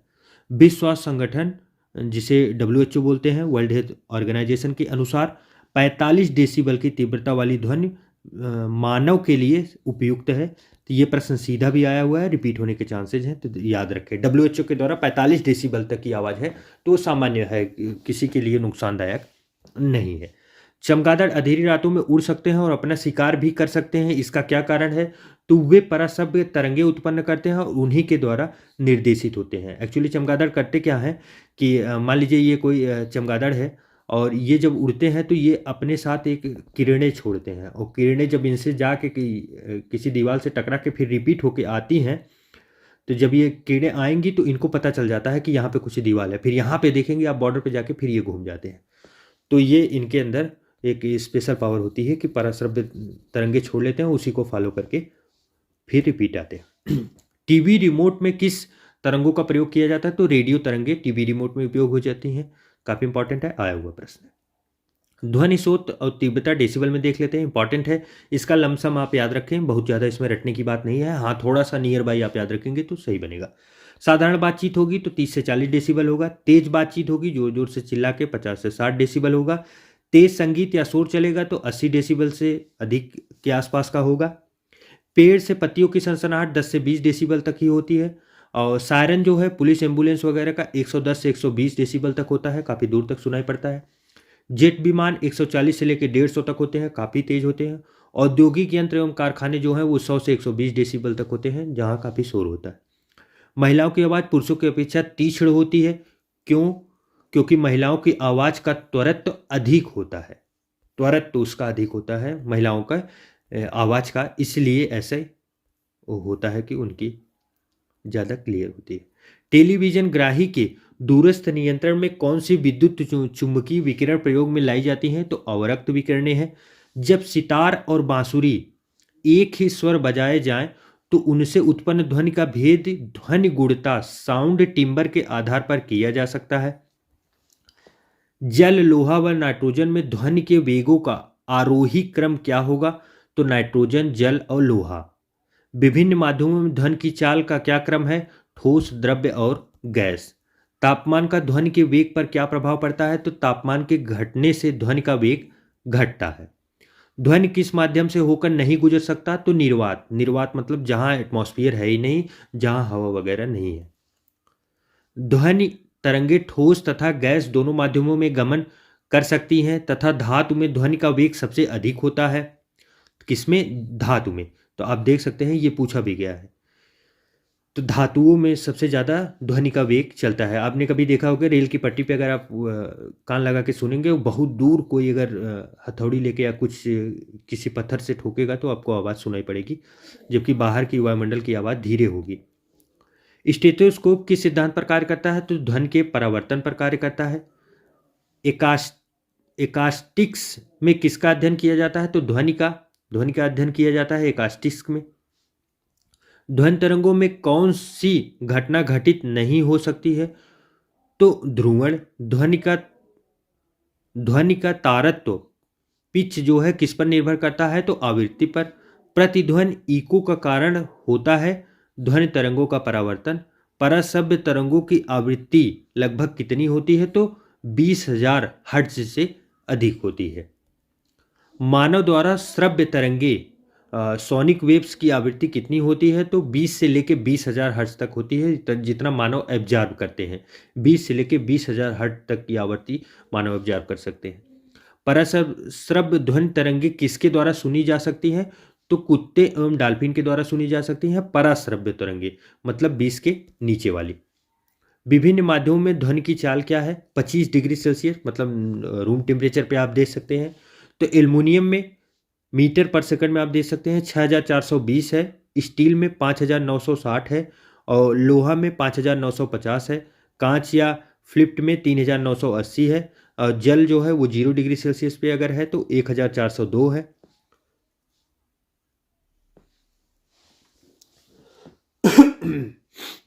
सॉरी। और वायु 0 डिग्री सेल्सियस पे है तो 331, और ऑक्सीजन 0 डिग्री सेल्सियस पे है तो 316, हाइड्रोजन 0 डिग्री सेल्सियस पे है तो 1268, और समुद्री जल अगर है तो वो 1533, और सामान्य जल है तो 1493। ये विभिन्न माध्यम में ध्वनि की चाल है। तो आप सबसे ज़्यादा देख सकते हैं ध्वनि की चाल जो है वो एल्युमिनियम में देख रहे हैं वो कितना तेज चल रही है नॉर्मल टेम्परेचर पे। स्टील और लोहे में भी आप देख सकते हैं कितना तेज है। उसके बाद फिर नेक्स्ट आइए देखते हैं नेक्स्ट चैप्टर, ऊष्मा एवं ऊष्मागतिकी, हर्ट एवं थर्मोडायनेमिक्स।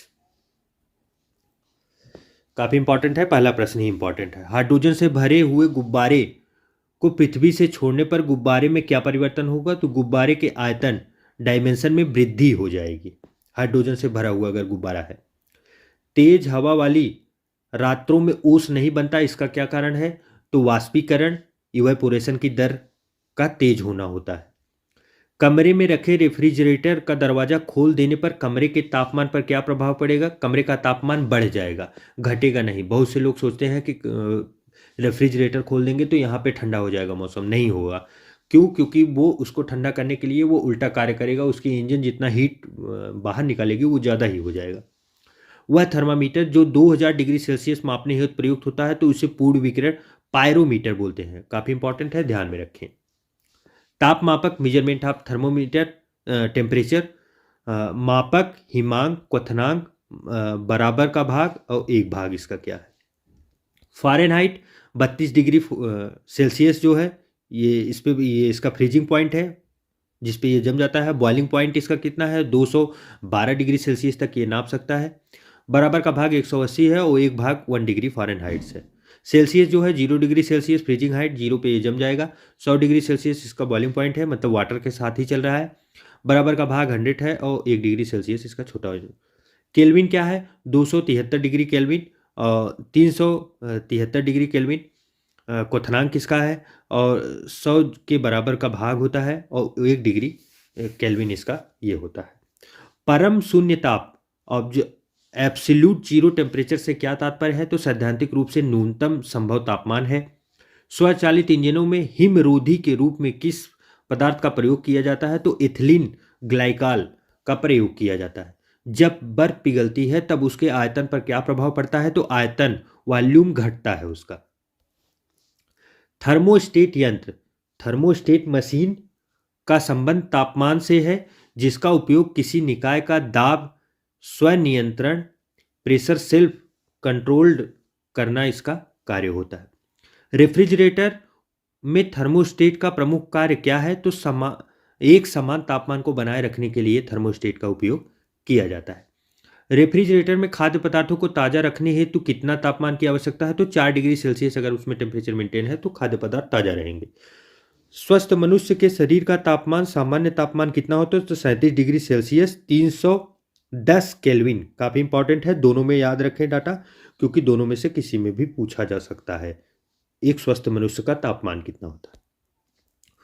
उबलते जल की तुलना में भाप से हाथ अधिक जलता है, इसका क्या कारण है? भाप में गुप्त उत्साह, लाइट एंड हीट होती है। तो जो लोग खाना बनाते हैं उनको पता होगा कि जब वो ढक्कन है उठाते समय कभी अगर भाप निकल गई उनके हाथ पे लग गया तो ज़्यादा जलन होता है कि अपेक्षा अगर गर्म पानी वगैरह में हाथ पड़ जाए। ऐसा क्यों होता है? तो उसमें गुप्त ऊष्मा होती है। शुष्क बैटरी, ड्राई बैटरी में अमोनियम क्लोराइड और जिंक क्लोराइड विद्युत अपघट्यों का प्रयोग किया जाता है। सॉरी। नेक्स्ट अब देखते हैं, पानी में साधारण नमक मिलाने पर पानी का क्वथनांक बिंदु, बॉइलिंग पॉइंट बढ़ जाएगा अथवा हिमांक बिंदु, फ्रीजिंग पॉइंट जो है वो घट जाएगा।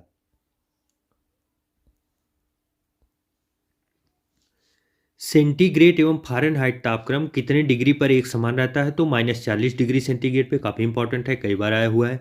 कौन कौन सा है? तो सेंटीग्रेड है और फ़ारेनहाइट है, दोनों को याद रखें।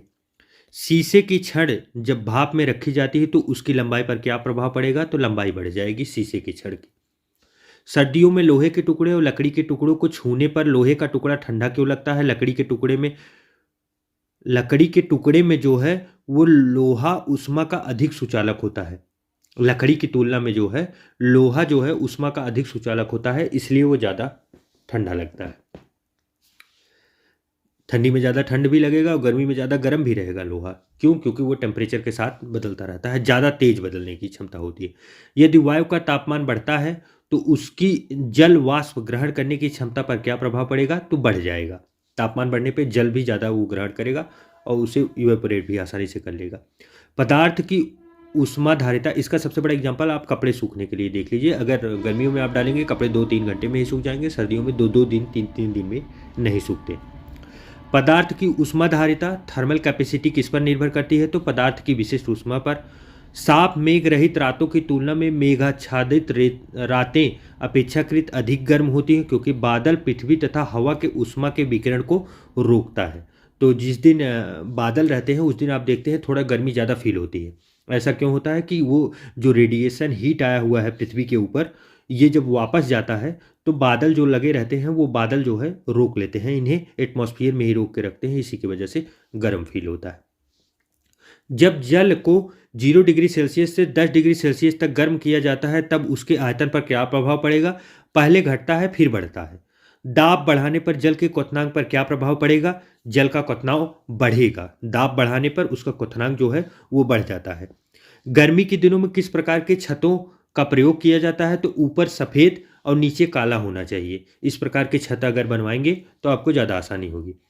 रेल की दो पटरियां जोड़ते समय मध्य में थोड़ी जगह क्यों छोड़ दी जाती है? तो पटरियों के ऊष्मी प्रसारण के लिए स्थान रखा जाता है। आप कभी भी देखेंगे जब रेल की पटरियां बनाई जाती हैं तो एकदम चिपका के यहाँ पे शटर तो लगाया जाता है, लेकिन बीच में थोड़ा सा गैप रखा जाता है। ऐसा क्यों होता है? क्योंकि ये सर्दियों में पटरियां जो है वो सिकुड़ती हैं, वो और गैप बढ़ जाएगा उनका, और गर्मियों में वो बढ़ती हैं तो बढ़ने के बाद वो टूट ना जाए, वो बस बहुत करें थोड़ा सा चिपक जाए, बस इतना तक ही हो, इसीलिए ऐसा कार्य किया जाता है। प्रेशर कुकर के अंदर का उच्चतम तापमान निर्भर करता है ऊपर के छेद के क्षेत्रफल एवं उस पर रखे हुए वजन पर। जितना छेद होगा, जितना जितना छोटा छेद होगा उसके ऊपर जितना वजन होगा उसी के ऊपर निर्भर करता है नीचे कितना प्रेशर बनेगा। कमरे में लगा हुआ वातानुकूलन, जिसे एयर कंडीशनर बोलते हैं, इसे नियंत्रित करता है। तो ये क्या क्या नियंत्रित करेगा? आर्द्रता, ह्यूमिडिटी एवं तापमान, टेम्परेचर को नियंत्रित करता है। आपको बता दें यही दोनों अंतर होता है कूलर और एसी में। कूलर सिर्फ जो है वो टेम्परेचर कंट्रोल करता है, आर्द्रता नहीं कंट्रोल करता, इसीलिए कूलर में अब रहने वालों को लोगों को पता होगा कि उसमें ह्यूमस ज़्यादा होती है, ह्यूमिडिटी बढ़ती है। लाइट कटी नहीं, कितना ज़्यादा, मतलब ऐसा लगेगा कि वो पूरा भाप का पूरा रूम हो गया है, इतना ज़्यादा गर्मी होगी। क्यों? क्योंकि आर्द्रता कंट्रोल नहीं करता कूलर, टेम्परेचर कंट्रोल करता है, वो ठंडा कर देगा रूम को। लेकिन एसी क्या है? एसी ये दोनों कार्य करते हैं, इसीलिए ज़्यादा इस्तेमाल एसी का होता है। चालन के अनुप्रयोग, चालन के कौन कौन से अनुप्रयोग हैं वो देख लेते हैं। शीत ऋतु में लकड़ी व लोहे का ताप समान होने पर भी लोहे की कुर्सी अधिक ठंडी लगती है, तो ये चालन के प्रयोग की वजह से है। चीनी मिट्टी के प्याले में चाय पीना धातु के प्याले में चाय पीने से अधिक आसान होता है, तो वो उसमें चिपकता नहीं है। आगे चले। डेजर्ट कूलर द्वारा शीतकाल किस सिद्धांत के आधार पर कार्य करता है? तो वाष्पन शीतलन के सिद्धांत पर। डेजर्ट कूलर के बारे में भी हम लोगों ने देखा। किस तरल की विशिष्ट ऊष्मा, स्पेसिफिक हीट, सर्वाधिक होती है? तो जल की। पसीने, जिसे स्वेट बोलते हैं, स्वेट की ही हमारे शरीर में क्या भूमिका होती है? तो ये शरीर का ताप नियंत्रित करने के लिए में सहायक होते हैं। पसीना क्यों निकलता है? क्योंकि वो अगर पानी बाहर निकलेगा तो बाहर निकलने से वो हवा से मिलने के बाद टेम्परेचर मेंटेन करेगा, इसीलिए पसीना होता है ज़्यादा करके। गर्म मौसम में पंखा चलाने से आराम क्यों महसूस होता है? हमारा पसीना तेजी से वाष्पीकृत होता है, इसलिए महसूस होता है।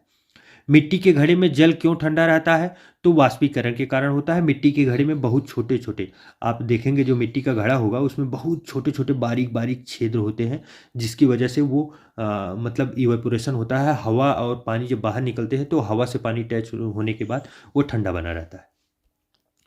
संवहन के अनुप्रयोग कौन कौन से हैं, इनको देखते हैं। विद्युत बल्ब में लगे तंतु को गलने से बचाने के लिए। पृथ्वी का वायुमंडल संवहन द्वारा ही गर्म होता है। मोटर कार का रेडिएटर शीतलन यंत्र भी संवहन सिद्धांत पर ही कार्य करता है। और रेफ्रिजरेटर और फ्रीजर, रेफ्रिजरेटर में जो फ्रीजर है वो ऊपर की ओर इसीलिए बनाया जाता है। थर्मस बोतल में पेय पदार्थ को कुछ समय तक उसी ताप पर रखने के लिए उसकी दीवारों पर किस पदार्थ की परत लगाई जाती है? तो रजत परत, सिल्वर लेयर की परत लगाई जाती है थर्मस बोतल के अंदर, उसको टेम्परेचर मेंटेन रखने के लिए। ये काफ़ी इंपॉर्टेंट है, आया हुआ प्रश्न है तो ध्यान रखें, भूलें ना। प्रेशर कुकर में खाना जल्दी क्यों पक जाता है? क्योंकि अधिक दाब पर पानी कम तापमान पर उबलने लगता है, इसी वजह से ऐसा होता है, क्योंकि वहां पे प्रेशर बनाया जा रहा है। उष्मा हीट किसका उदाहरण है? तो ऊर्जा का। सीटी स्कैन करने में कौन सी किरणें प्रयोग की जाती है? तो एक्स किरणें होती हैं सीटी स्कैन में, आया हुआ प्रश्न है, इंपॉर्टेंट है, ध्यान रखें। आदर्श गैस, आइडियल गैस की आंतरिक ऊर्जा किस राशि पर निर्भर करती है? तो केवल ताप पर निर्भर करती है। बर्फ का अपने गलनांक पर पिघलना किस प्रक्रम का उदाहरण है? तो यह समतापी प्रक्रम का उदाहरण है। निम्न तापी में उत्पन्न निम्न ताप कैसे प्राप्त करते हैं? रुद्रोष्म प्रक्रम एडायबेटिक प्रेशर के द्वारा ये प्राप्त किया जाता है निम्न तापी। 1 किलो कैलोरी ऊष्मा कितने जूल कार्य के तुल्य होती है? तो 4.18 गुणे 10⁻³ जूल कार्य के तुल्य होती है। विकिरण के अनुप्रयोग कौन कौन से हैं? सूर्य की ऊष्मा जो है वो पृथ्वी तक विकिरण के रूप में ही पहुंचती है। और पालिश किए गए जूते धूप में जल्दी गर्म नहीं होते हैं, क्यों? क्योंकि वो इवेपोरेट करते हैं। विकिरण मतलब क्या करते हैं? इवेपोरेट करते हैं। किसी सरफेस पे प्रकाश आ रही है, प्रकाश को दूसरी तरफ फैला दे रहे हैं। गर्मियों में सफ़ेद कपड़े पहनना अधिक आरामदायक होता है, ऐसा क्यों?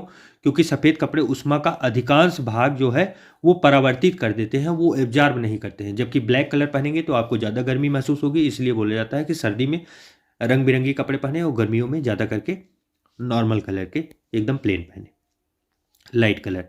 जल का घनत्व तो किस ताप पर अधिकतम होता है? 4 डिग्री सेल्सियस, ऊपर ही देखा हम लोगों ने। ऊष्मागतिकी का प्रथम नियम किस अवधारणा की पुष्टि करता है? तो ऊर्जा संरक्षण का। जब किसी कांच की बोतल में पानी भरा जाता है और उसे बंद करके जमने दिया जाता है तो बोतल टूट जाती है, क्यों? क्योंकि पानी जमने पर फैलता है। ऊंचाई बढ़ने के साथ साथ जल का क्वथनांक क्यों घटता है? क्योंकि ऊंचाई बढ़ने के साथ वायु दाब जो है वो घटता जाता है। ऊंचे पहाड़ों पर सदैव बर्फ जमी रहती है, क्योंकि ऊंचे पहाड़ों पर तापमान क्रमशः हिमांक से कम रहता है, अतः वहाँ वातावरण की जल वाष्प जमकर बर्फ बन जाते हैं। ठोस कपूर से वाष्प बनने की प्रक्रिया को क्या कहते हैं? ऊर्ध्वपातन बोलते हैं, सब्लिमेशन। काफी इंपॉर्टेंट है, कई बार आ चुका है तो ध्यान में रखें। ऊष्मा किस प्रक्रिया द्वारा तीव्र गति से स्थानांतरित होता है? तो विकिरण रेडिएशन के द्वारा। ठोस कपूर से वाष्प बनने वाले, ये ऊर्ध्वपातन जो है आप उसको समझ नहीं पाए। जैसे अगर ये कोई कपूर है, कपूर लिक्विड में न बदल के ऊर्ध्वपातन की वजह से सीधा ये ठोस से सीधा इवेपोरेट हो जाएगा, भाप बन के उड़ जाएगा, इसे ही बोलते हैं ऊर्ध्वपातन। मतलब वो लिक्विड में कोई चीज ठोस है वो लिक्विड में न बदल के सीधा वाष्प बन जा रहा है, इवेपोरेट होने लग रहा है। किसी पदार्थ का तापमान परिवर्तित किए बिना द्रव्य से गैस में परिवर्तन करने के लिए आवश्यक ऊष्मा को क्या कहते हैं? तो वाष्पन की गुप्त ऊष्मा बोलते हैं। एक कृष्णिका ब्लैक बॉडी किसे उत्सर्जित करता है? तो सभी तरंगदैर्ध्य का विकिरण। एथिल एल्कोहल किस तापमान पर जमता है? तो -114 डिग्री सेल्सियस पर एथिल एल्कोहल जमता है। तारों के अंदर ऊर्जा उत्पादन के लिए कौन सी अभिक्रियाएं होती हैं? तो ताप नाभिकीय अभिक्रियाएं, थर्मल न्यूक्लियर रिएक्शन होता है। तारों का रंग क्या प्रदर्शित करता है? तो उसका तापमान कितना वो हीट है वो बताएगा। एक बर्फ के कटोरे तथा जल को 0 डिग्री सेल्सियस पर रखने से क्या परिवर्तित होगा?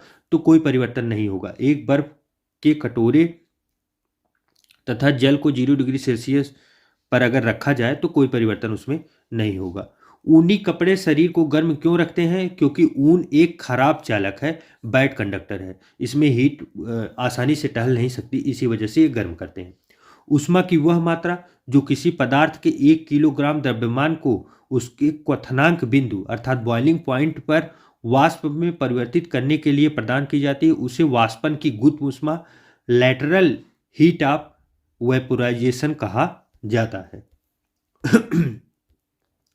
नेक्स्ट आइए देखते हैं प्रकाश की ऑप्टिक्स। प्रकाश तंतु ऑप्टिकल फाइबर किस सिद्धांत पर कार्य करता है? तो पूर्ण आंतरिक परावर्तन, टोटल इंटरनल रिफ्लेक्शन पर कार्य करता है। मृग मरीचिका किसका उदाहरण है? प्रकाश का पूर्ण आंतरिक परिवर्तन। मृग मरीचिका क्या है?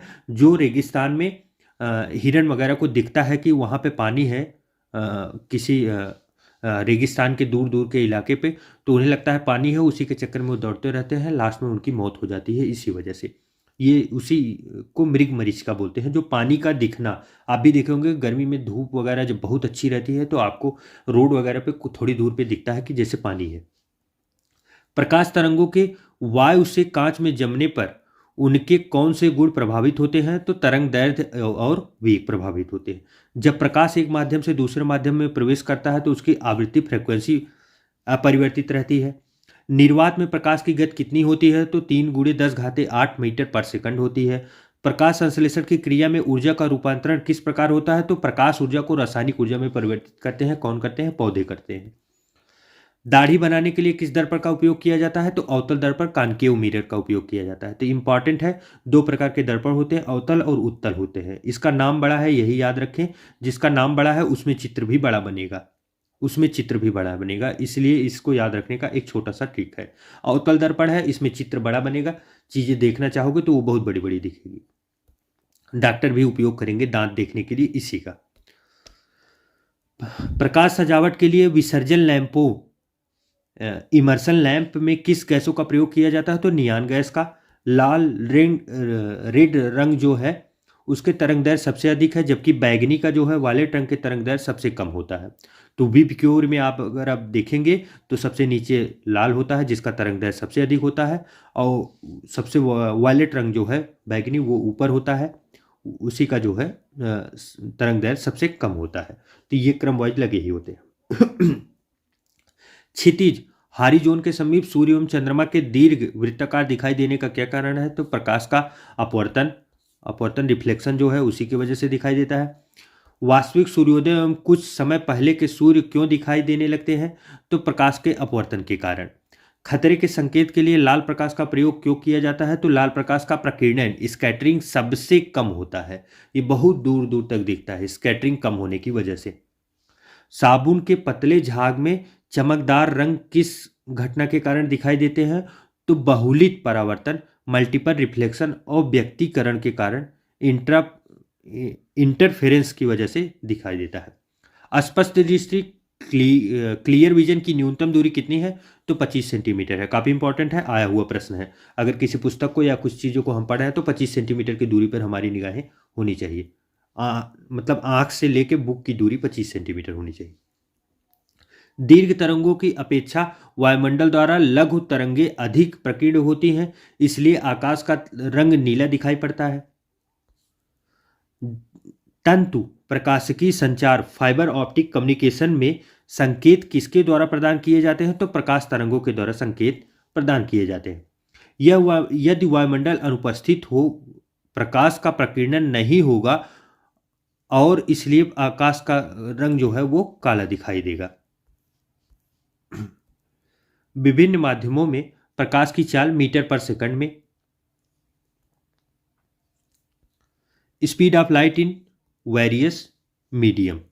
माध्यम निर्वात में क्या है? 3 × 10⁸ मीटर पर सेकंड। माध्यम क्या है? Rock salt. और प्रकाश की चाल क्या है? 1.96 × 10⁸ मीटर पर सेकंड। कांच में क्या है? 2 × 10⁸ मीटर पर सेकंड। तारपीन का तेल जो है माध्यम, और 2.04 × 10⁸ मीटर पर सेकंड। जल में जो है 2.25 × 10⁸ मीटर पर सेकंड। नायलॉन जो है इसका माध्यम है 1.96 × 10⁸ मीटर पर सेकंड। तो आप देख रहे हैं प्रकाश की चाल सबसे ज्यादा किसमें है? तो निर्वात में है।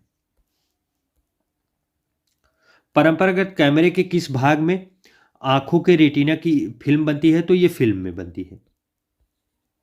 रेटिना की तुलना की जाती है तो आंखों की रेटिना की तुलना कैमरे से किससे की जाती है तो उसके फिल्म से की जा सकती है। इंडोस्कोप क्या है? इंडोस्कोप किस सिद्धांत पर कार्य करता है तो प्रकाश के पूर्ण आंतरिक परावर्तन पर इंडोस्कोप कार्य करता है। प्रकाश विकिरण लाइट रेडिएशन की प्रकृति कैसी होती है तो तरंग एवं कण दोनों के समान होती है। किसी अपारदर्शी वस्तु का रंग उस रंग के कारण होता है जिस रंग को वह परावर्तित करता है। हीरा उच्च अपवर्तनांक के कारण चमकता है क्योंकि हीरे का अपवर्तनांक रिफ्लेक्शन इंडेक्स अधिक होता है, इसलिए तराशने पर इसकी चमक बढ़ जाती है। प्रकाश की गति किस माध्यम में सबसे कम होता है तो कांच में उसका माध्यम कांच के माध्यम में वो कम होता है। अस्त होते समय सूर्य लाल रंग का क्यों दिखाई पड़ता है तो प्रकाश के प्रकीर्णन स्कैटरिंग की वजह से लाल रंग का दिखाई पड़ता है। एक इलेक्ट्रॉनिक पुंज को फास्फोरस कोडेड पदार्थ पर फोकस करके प्रतिबिंबों को पर्दे पर प्रदर्शित करना क्या कहलाता है तो रोस्टर स्कैन कहलाता है। दूरदृष्टि दोष हाइपरमेट्रोपिया निवारण के लिए किस लेंस का प्रयोग किया जाता है तो उत्तल लेंस, कॉनकेव लेंस। दूरदृष्टि दोष, इसको याद करने का सबसे बढ़िया ट्रिक है, आप समझ सकते हैं दूरदृष्टि दोष का मतलब है दूर की वस्तुएं सही दिखाई दे रही, तो इसको याद करने का उल्टा है बस ट्रिक, आप लोग बस ध्यान दीजिए। जिसमें दोष बता रहे हैं मतलब वही दिख रहा है, इसका मतलब नज़दीक की वस्तुएं नहीं दिखाई दे रही। नज़दीक की वस्तुएं देखने के लिए उत्तल लेंस से उपयोग होता है। बस आप समझ गए, नहीं समझ में आए पीछे करके फिर सुन लीजिएगा, आपको समझ में आ जाएगा।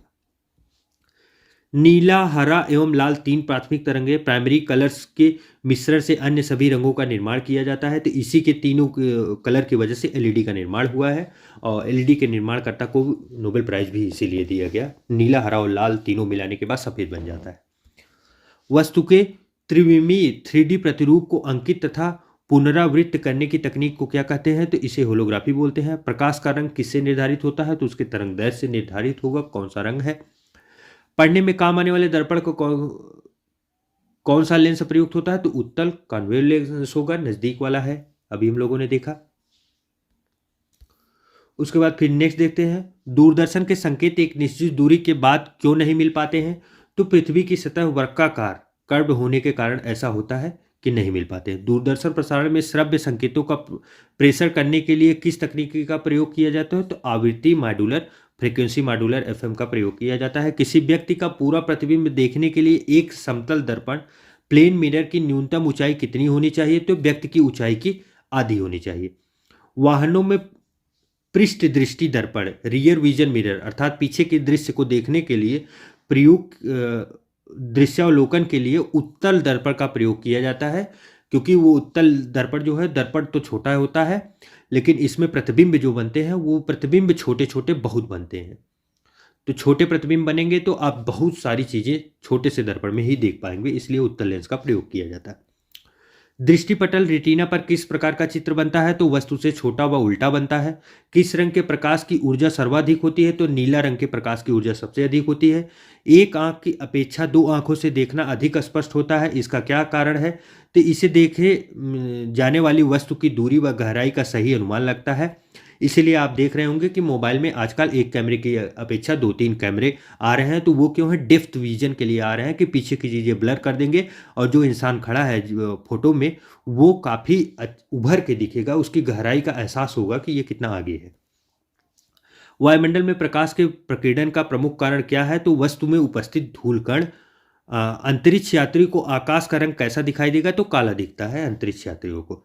निकट दृष्टि दोष जिसे मायोपिया बोलते हैं, काफी इंपॉर्टेंट है, इसी शब्द को ध्यान में रखें। निकट दृष्टि दोष को क्या बोलते हैं ये भी सीधा प्रश्न बन सकता है, इसे मायोपिया बोलते हैं। दूर करने के लिए अवतल लेंस का प्रयोग किया जा रहा है, तो इसमें निकट दृष्टि का दोष है, अर्थात निकट की वस्तुएं अच्छी दिखाई दे रही हैं, दूर की वस्तुएं नहीं दिखाई दे रही हैं, इसलिए अवतल लेंस का प्रयोग किया जा रहा है कि चीजों को बड़ी करके नजदीक दिखाया जाए। लेंस की क्षमता की इकाई क्या है तो ये डायोप्टर है जो इसकी इकाई है। विभिन्न रंगों की तरंगदैर्घ्य को देख लेते हैं। वर्ण और तरंगदैर्घ्य क्या क्या है। बैगनी जो है वो 3900 एंगस्ट्रॉम से लेके 4460 एंगस्ट्रॉम तक है, और नीला या जामुनी जो है वो 44 से 60 एंगस्ट्रॉम से लेके 4650 तक है। आसमानी जो है वो 4650 से लेके 5000 तक है। हरा जो है 5000 से 5700 तक है। और पीला जो है 5700 से लेके 5900 तक है। और नारंगी जो है 5900 से लेके 6200 तक है। और लाल जो है वो 6200 से लेके 7600 एंगस्ट्राम तक होता है। तो काफ़ी इंपॉर्टेंट है, ध्यान दें। और सबसे बड़ी बात यह है कि आप इसे देखेंगे तो ये विबिग्योर है। विबिग्योर, VIBGYOR, विबिग्योर, जिसे बोलते हैं कि सप्तरंग। ये सातों रंग जो हम लोगों के उसमें मिलता है, सूर्य के प्रकाश में दिखते हैं। आकाश के परिवर्तन तथा जल के कणों द्वारा अधिक प्रकीर्णन के कारण समुद्र नीला प्रतीत होता है, नीले रंग का प्रतीत होता है। आइए उसके बाद नेक्स्ट देखते हैं। धूप के चश्मे की पावर क्षमता कितनी होती है? तो शून्य डायप्लर होता है, उसमें कोई क्षमता ही नहीं लगी होती। एक समतल दर्पण की वक्रता त्रिज्या होती है कितनी? अनंत होती है। प्रसारी ब्रह्मांड की संकल्पना किस सिद्धांत पर आधारित है? तो डॉपलर प्रभाव, डॉपलर इफेक्ट पर आधारित है। जल में वायु का बुलबुला, एयर बबल, किस प्रकार के लेंस की तरह व्यवहार करता है? तो अवतल लेंस की तरह व्यवहार करता है, जो उसका बबल होता है पानी के अंदर। खोज बत्ती, सर्च लाइट में अवतल दर्पण का प्रयोग किया जाता है। रमन प्रभाव, रमन इफेक्ट का संबंध किस प्रकार की किरणों से है? तो सभी पारदर्शी ट्रांसपेरेंट माध्यम की किरणों से प्रभाव है रमन का। ध्वनि के पुनरुत्पादन, रिप्रोडक्शन के लिए CD, कंपैक्ट डिस्क व ऑडियो प्लेयर में क्या प्रयुक्त होता है? तो लेजर बीम का प्रयोग होता है। जब दो समानांतर समतल दर्पणों के मध्य कोई वस्तु रख दी जाती है तो उस पर अनंत प्रतिबिंब बनते हैं। काफी इंपॉर्टेंट है, कई बार आया हुआ है, तो ध्यान में रखें। जब मान लीजिए कोई दर्पण ऐसे लगा है और इधर भी कोई दर्पण लगा है, आप बीच में जाके अगर खड़े हो जाएंगे तो आप इसमें अनंत बार दिखेंगे, इसमें भी अनंत बार दिखेंगे। इसी चीज को ये निरूपित करके बता रहे हैं। जब लाल, नीले तथा हरे प्रकाश का पुंज एक स्थान पर पड़ता है तो सफेद हो जाएगा। अभी ऊपर हम लोगों ने देखा। मानव आंख दृश्य प्रकाश के किस तरंगदैर्घ्य के लिए सर्वाधिक सुग्राही होता है? तो 5500 एंगस्ट्राम के लिए सर्वाधिक सुग्राही है। सूर्य के प्रकाश को पृथ्वी पर पहुंचने में कितना समय लगता है? तो लगभग 8.5 मिनट, लगभग 8.5 मिनट के आसपास लगता है। इंपॉर्टेंट प्रश्न है, आया हुआ है, ध्यान में रखें। जब प्रकाश किसी प्रिज्म से होकर गुजरता है तब अपवर्तन के पश्चात सूर्य का प्रकाश अपने विभिन्न वर्गों, रंगों में विभाजित हो जाता है। इसे प्रकाश का वर्ण विक्षेपण कहते हैं तथा प्रकाश से प्राप्त विभिन्न रंगों का समूह वर्णक्रम या स्पेक्ट्रम कहलाता है।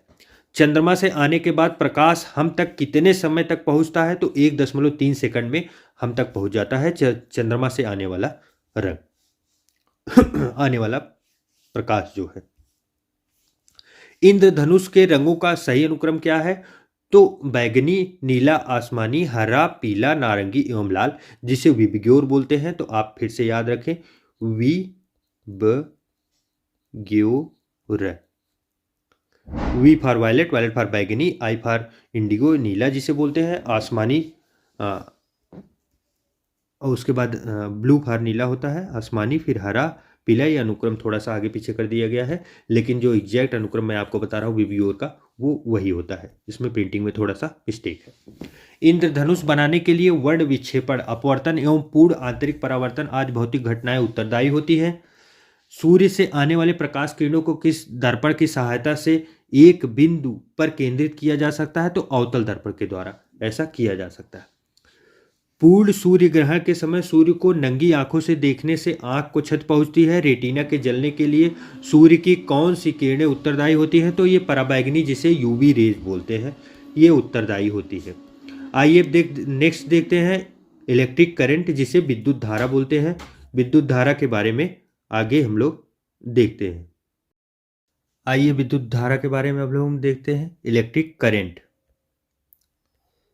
हैलोजन लैंप का तंतु किस मिश्र धातु से निर्मित होता है? तो ये टंगस्टन एवं सोडियम से बना होता है। 1 किलोवाट का मान कितना होता है?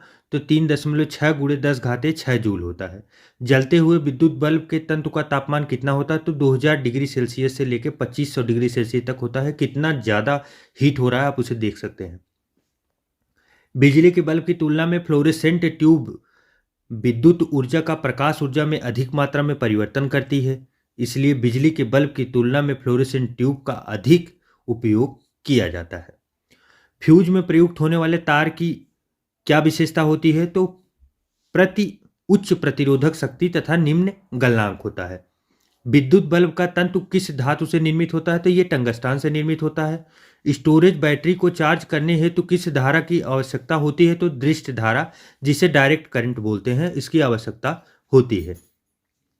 डायनमो बिजली उत्पादन हेतु प्रयोग में लाया जाता है। यह ऊर्जा के किस प्रकार संबंधित है ऊर्जा से? तो यह आंतरिक ऊर्जा को विद्युत ऊर्जा में परिवर्तित करता है। तो काफ़ी इंपॉर्टेंट है, इसे ध्यान रखें। डायनमो होता क्या है कि आप देखे होंगे कि यांत्रिक ऊर्जा को विद्युत ऊर्जा में बदल रहा है। जो जनरेटर चलता है, जनरेटर के साइड में एक छोटा सा डायनमो लगा होता है, जो अगर राउंड करने के बाद उससे बिजली निकलती है। तो यही क्या हो रहा है, तो यांत्रिक ऊर्जा को विद्युत ऊर्जा में ये रूपांतरित कर दे रहा है। उसके बाद कम वोल्टेज पर कार्य करने पर विद्युत मोटर तक जल जाते हैं। विद्युत मोटर जो है वो जल जाते हैं, क्योंकि वे अधिक विद्युत धारा खींचते हैं, जो वोल्टेज के प्रतिलोमानुपाती इन्वर्सिबल प्रोपोर्शनल होती है। टरबाइन व डायनमो के बिजली को प्राप्त करने में ऊर्जा के किस रूप को विद्युत ऊर्जा में परिवर्तित किया जाता है? तो यांत्रिक ऊर्जा, अभी हम लोगों ने ऊपर देखा, जो टरबाइन जो है वो यांत्रिक ऊर्जा को विद्युत ऊर्जा में बदल रहा है। घर में सुरक्षित विद्युत सप्लाई, सेफ पावर सप्लाई के लिए उपयोग में लाए जाने वाले फ्यूज तार निम्न गलनांक वाली धातुओं से निर्मित होते हैं। जो फ्यूज के तार होते हैं, आप देखे होंगे बहुत पतले से एक वायर लगे होते हैं, या तो फिर आप ट्रांसफार्मर पे भी देखेंगे तो एक वायर बस लगता है, वहाँ पे जो फ्यूज बांधा जाता है। ऐसा क्यों किया जाता है कि कभी भी अगर इलेक्ट्रिक शॉर्ट या करंट कुछ भी हो, कहीं पे ज़्यादा दुर्घटना होने की शंका हो, तो वो फ्यूज तार जल जाए, जिसकी वजह से ज़्यादा नुकसान ना हो। ट्रांसफार्मर किसके लिए प्रयुक्त होता है? तो विद्युत धारा के वोल्टेज को नियंत्रित करने के लिए ट्रांसफार्मर का उपयोग किया जाता है। तो इंपॉर्टेंट है, ध्यान में रखें। प्रत्यावर्ती धारा को दिष्ट धारा में परिवर्तित करने वाले यंत्र को क्या कहते हैं? तो रेक्टिफायर बोलते हैं। विद्युत बल्ब के भीतर कौन सी गैस भरी जाती है? तो आर्गन गैस होती है। काफी इंपॉर्टेंट है, ध्यान में रखें, पूछा जा गया है। विद्युत धारा में समान आवेश एक दूसरे को प्रतिकर्षित करते हैं, जबकि विपरीत आवेश एक दूसरे को आकर्षित करते हैं। उसके बाद आइए नेक्स्ट देखते हैं। मानव शरीर शुष्क में विद्युत प्रतिरोधक कितने होते हैं? तो 10⁻6 ओम होते हैं। सामान्य ट्यूबलाइट में कौन सी गैस भरी जाती है? तो आर्गन के साथ साथ पारा, वाष्प भी, मरकरी वेपर भी भरा जाता है। प्रतिदीप्त बल्ब, फ्लूरिसेंट बल्ब में कौन सी गैस भरी जाती है? तो मरकरी और नियान भरा जाता है। किसमें? फ्लूरिसेंट बल्ब में। विद्युत चालकता की दृष्टि से सर्वाधिक सुचालक धातु कौन सी है? तो चांदी है। चांदी में सबसे तेज बिजली जो है वो प्रवाहित होती है, लेकिन चांदी बहुत महंगी होने की वजह से इसके वायर नहीं बनाए जाते हैं।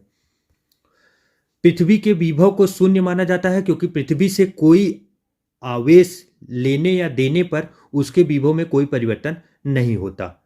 आर प्रतिरोध वाले एक तार को पिघलाकर उसकी आधी लंबाई के तार में ढाला जाता है, तो तार का नया प्रतिरोध क्या होगा? तो R/-R/4 होगा। विद्युत आवेश को भंडारित करने के लिए किस उपकरण का प्रयोग किया जाता है? तो संधारित्र, जिसे कैपेसिटर बोलते हैं, उसका उपयोग किया जाता है। विभव, पोटेंशियल एंड वोल्टेज क्या निर्धारित करता है? तो आवेश प्रवाह की दिशा निर्धारित करते हैं विभव। किसी चालक तार के प्रतिरोध पर तापमान बढ़ाने से क्या प्रभाव पड़ता है? तो चालक का प्रतिरोध बढ़ता है, यही प्रभाव इस पर पड़ता है। श्वेत प्रकाश, जिसे व्हाइट लाइट कहते हैं, को नली में कैसे उत्पन्न किया जाता है? तो तंतु को गर्म करने पर व्हाइट लाइट जो है वो प्रसारित होता है। विद्युत ऊर्जा को यांत्रिक ऊर्जा में परिवर्तित करने वाली युक्ति को कहते हैं विद्युत मोटर कहते हैं। विद्युत ऊर्जा को यांत्रिक ऊर्जा, मतलब आप समझ सकते हैं ना, आप देखते हैं इलेक्ट्रिक मोटर जो चारा वाली मशीन आती है, या तो फिर वो हम लोगों का आटा पीसने वाली आती है, वो क्या कर रही है? पंखा आता है, फैन आता है, बिजली की ऊर्जा को यांत्रिक में कर दे रहा है, जो नचाने लग रहा है, वो घूमने लगती है, राउंड सर्किल में घूमती है। विद्युत चुम्बकीय प्रेरण पर आधारित युक्ति के दो उदाहरण कौन से हैं? डायनमो एवं विद्युत मोटर, ये दोनों है। देखिए डायनमो जस्ट अपोजिट कार्य कर रहा है, विद्युत मोटर जस्ट अपोजिट काम कर रहा है। डायनमो राउंड कर रहा है, इसकी वजह से बिजली पैदा हो रही है, जबकि विद्युत मोटर राउंड कर रहा है, ये विद्युत की वजह से राउंड कर रहा है, विद्युत लेके राउंड हो रहा है और यांत्रिक ऊर्जा बाहर निकाल रहा है। प्रत्यावर्ती धारा एवं विभवांतर को मापने के लिए क्रमशः अमीटर एवं वोल्टीमीटर का प्रयोग किया जाता है। अतिचालकता का प्रतिरोध कितना होता है? तो लगभग 0 होता है। तड़ित चालकता लाइटनिंग कैटरिंग बनाने के लिए किस धातु का प्रयोग किया जाता है? तो तांबा कॉपर का प्रयोग किया जाता है। नेक्स्ट देखते हैं चालकता, जिसे कंडक्टिविटी बोलते हैं। सिलिकॉन, कार्बन एवं जर्मेनियम किसके उदाहरण हैं? तो अर्धचालक के हैं। अर्धचालक की चालकता कंडक्टिविटी ऑफ सेमीकंडक्टर किस ताप पर अधिकतम होता है? तो शून्य ताप पर। परम शून्य तापमान पर अर्धचालकता में विद्युत प्रतिरोध कितना होता है? तो अनंत होता है। ऐसे पदार्थ जिनसे होकर विद्युत आवेश का प्रवाह सरलता से नहीं होता क्या कहलाते हैं? अचालकता, नॉन कंडक्टर बोलते हैं। चालक पदार्थों के उदाहरण और अचालक पदार्थों के उदाहरण कौन कौन से हैं? धातु, लोहा, चांदी, तांबा, इस्पात, अशुद्ध जल, पृथ्वी, वायु, ग्रेफाइट आदि है। अचालक क्या है? रबड़, लकड़ी, शुद्ध जल, कांच, चीनी मिट्टी, कागज, मोम, रुई, रेशम, प्लास्टिक, एबोनाइट, चमड़ा आदि ये हैं अचालक। अतिचालकता, सुपर कंडक्टिविटी के क्या लक्षण होते हैं? तो शून्य पारगम्यता होता है। नव आविष्कृत उच्च ताप अतिचालकता कौन सा है? तो सिरेमिक ऑक्साइड है। ट्रांजिस्टर बनाने के लिए सर्वाधिक उपयुक्त पदार्थ कौन सा है? तो ये सिलिकॉन है। अर्धचालक में अशुद्धियां मिश्रित करने की प्रक्रिया को क्या कहते हैं? तो डोपिंग कहते हैं। डायोड का प्रयोग किस लिए होता है? तो एसी वोल्टेज को डीसी वोल्टेज में परिवर्तित करने के लिए डायोड का उपयोग किया जाता है। काफी इंपॉर्टेंट है, आया हुआ प्रश्न है, तो ध्यान रखें। एसी वोल्टेज क्या है? हम लोगों का डायरेक्ट करंट जो आता है, और डीसी वोल्टेज बैटरी के करंट होते हैं। चालक से संबंधित मुख्य तथ्य कौन कौन से हैं? तो चालक की लंबाई में वृद्धि होने पर उसकी प्रतिरोधकता भी बढ़ जाती है। चालक का प्रतिरोध पदार्थ की प्रकृति पर निर्भर करता है। चालक की अनुप्रस्थ काट का क्षेत्रफल जितना अधिक होगा, उसका प्रतिरोध उतना ही कम होगा। चालक के ताप में वृद्धि होने से उसके प्रतिरोध और प्रतिरोधकता में परिवर्तन होता है। धातुओं में तापीय वृद्धि से उसके प्रतिरोध एवं प्रतिरोधकता में वृद्धि होता है। आइए नेक्स्ट देखते हैं अब, चुंबकीय आकर्षण शक्ति कहाँ सर्वाधिक होता है? तो चुंबक के दोनों किनारों पर सबसे अधिक होगा। चुंबकीय कंपास की सुई किस दिशा को प्रदर्शित करती है? तो उत्तर और दक्षिण की दिशा को चुंबकीय कंपास प्रदर्शित करता है। सीजीएस पद्धति में चुंबकीय फ्लक्स, मैग्नेटिक फ्लक्स का मात्रक क्या है? तो मैक्सवेल है। ऐसा ताप जो लौह चुंबकीय प्रकृति एवं अनुचुंबकीय प्रकृति के मध्य प्रदर्शित होता है क्या कहलाता है? तो क्यूरी ताप कहलाता है। किसी चुंबक की आकर्षण शक्ति न्यूनतम कहाँ होती है? तो चुंबक के मध्य में होती है।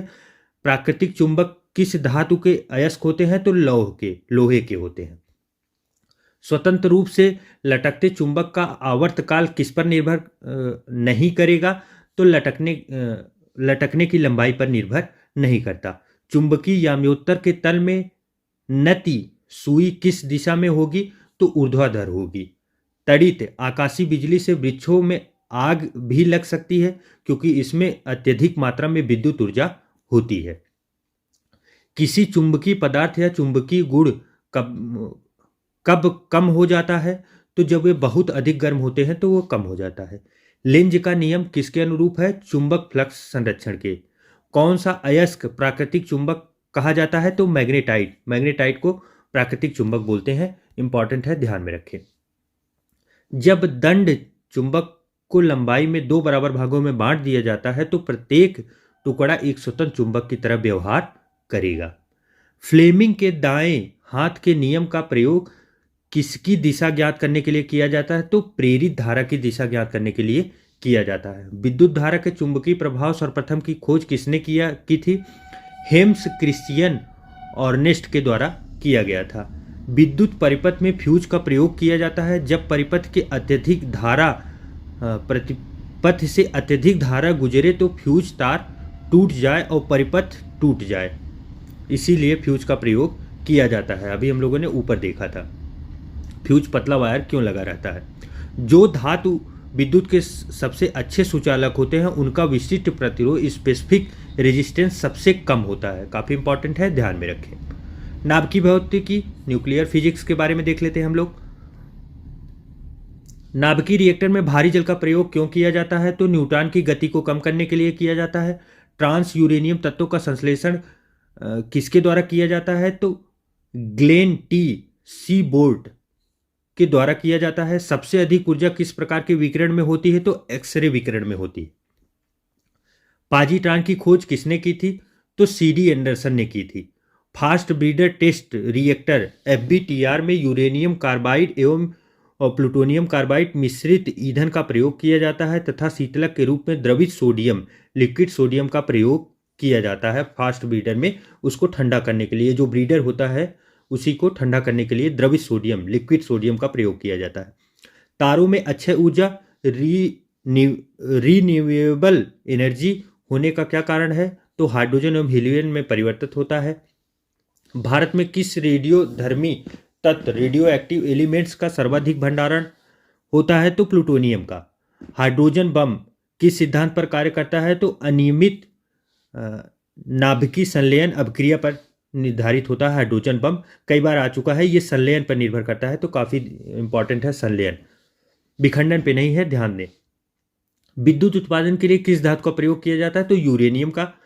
और रेडियोधर्मी पदार्थ रेडियो एक्टिव सब्सटेंस जो होते हैं कौन से कण उत्सर्जित करते हैं, तो अल्फा बीटा एवं गामा तीनों कण वो उत्सर्जित करते हैं। सूर्य नाभिकीय संलयन न्यूक्लियर फ्यूजन के द्वारा अपनी ऊर्जा का निर्माण करता है। काफ़ी इंपॉर्टेंट है, कई बार आ चुका है। किसके द्वारा, नाभिकीय संलयन के द्वारा, डिफ्यूजन के द्वारा नहीं, वो संलयन कर रहा है। रेडियो सक्रिय तत्वों के उपयोग अधिक उपज देने वाले बीजों के विकास में, खाद्यान्नों के विकिरण संस्करण में, मांस उत्पादों एवं फल सब्जियों के संरक्षण में, कैंसर के उपचार में इसका उपयोग किया जाता है, भूमिगत पाइपों के रिसाव का पता लगाने आदि में। नाभिकीय रिएक्टर में मंदक के रूप में किस पदार्थ का प्रयोग किया जाता है, तो ग्रेफाइट भारी जल का उपयोग किया जाता है मंदक के रूप में, मतलब उसे ठंडा करने के लिए या स्पीड को कम करने के लिए। मेसान की खोज किसने की थी, तो हेडेकी युकाबा ने। ब्रीडर रिएक्टर से क्या तात्पर्य है, ऐसा रिएक्टर जो विखंडित होने वाले पदार्थ को विखंडन की मात्रा से अधिक उत्पन्न करता है, उसे ब्रीडर रिएक्टर बोलते हैं। तो ये बहुत ज़्यादा फैला के कार्य करता है। वर्ष 1942 में पहले परमाणु रिएक्टर एटॉमिक रिएक्टर का निर्माण एनरिको फर्मी ने किया था। पहला रिएक्टर इन्होंने बनाया था। कोबाल्ट 60 काफ़ी इंपॉर्टेंट है, कई बार आ चुका है। कोबाल्ट 60 का प्रयोग विकिरण चिकित्सा में क्यों किया जाता है, तो गामा किरणों की वजह से किया जाता है। भारत में कौन सा नाभिकीय ईंधन न्यूक्लियर फ्यूल सर्वाधिक पाया जाता है, तो थोरियम पाया जाता है। ये कहाँ पाया जाता है, केरल में समुद्र के पास जो रेतीला स्थान है उसके रेत में पाया जाता है थोरियम।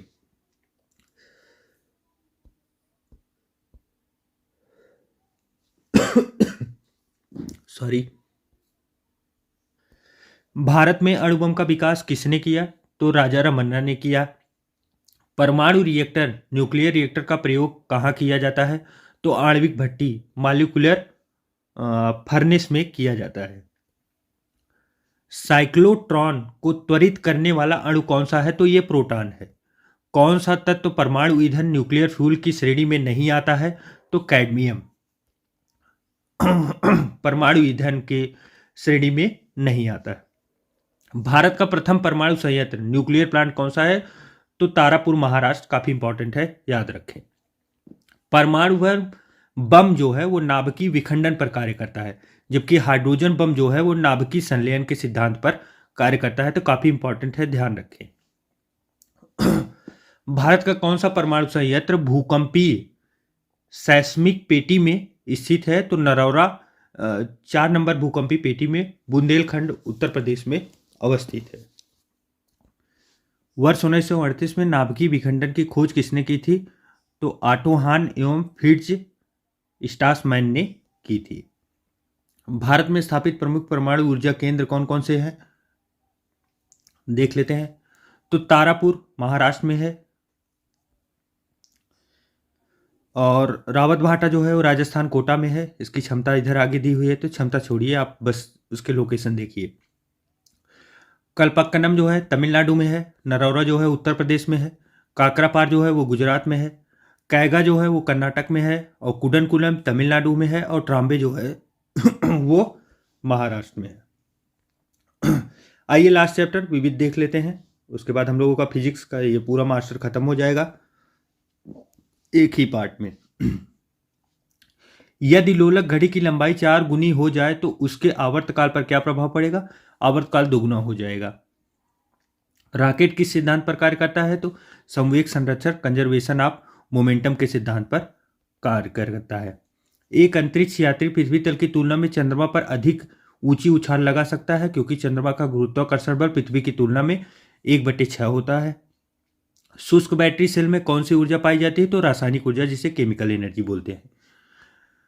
बोलोमीटर का प्रयोग किसे मापने के लिए किया जाता है? तो तापमान, टेम्परेचर को। 20 हर्ट्ज से कम और 20,000 हर्ट्ज से अधिक आवृत्ति की ध्वनियों को मनुष्य द्वारा सुना नहीं जा सकता।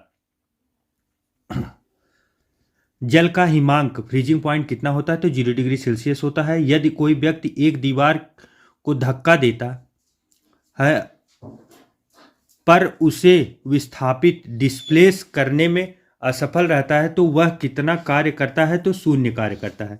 विबग्योर स्पेक्ट्रम का संबंध किससे है? तो प्रकाश से है।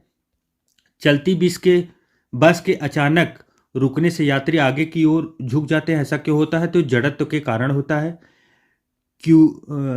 क्यूक्लियर रिएक्टर टाइम बम के लेखक कौन है? तो तकाशी हिरोज इस टाइप बम के लेखक हैं। हाइड्रोजन विजन 2025 किससे संबंधित है? तो पेट्रोलियम उत्पादकों के संरक्षण से। यदि कोई सूचना टेलीफोन द्वारा डायल करके अन्यत्र टेलीविजन स्क्रीन पर देखी पढ़ी जा सके तो इस विधि को टेलीफैक्स कहा जाता है, जो काफी पहले यूज हुआ करता था, अब तो ना के बराबर यूज होता है। फ़ारेनहाइट पैमाने में शुद्ध जल का क्वथनांक कितना होता है? तो 212 डिग्री सेल्सियस होता है।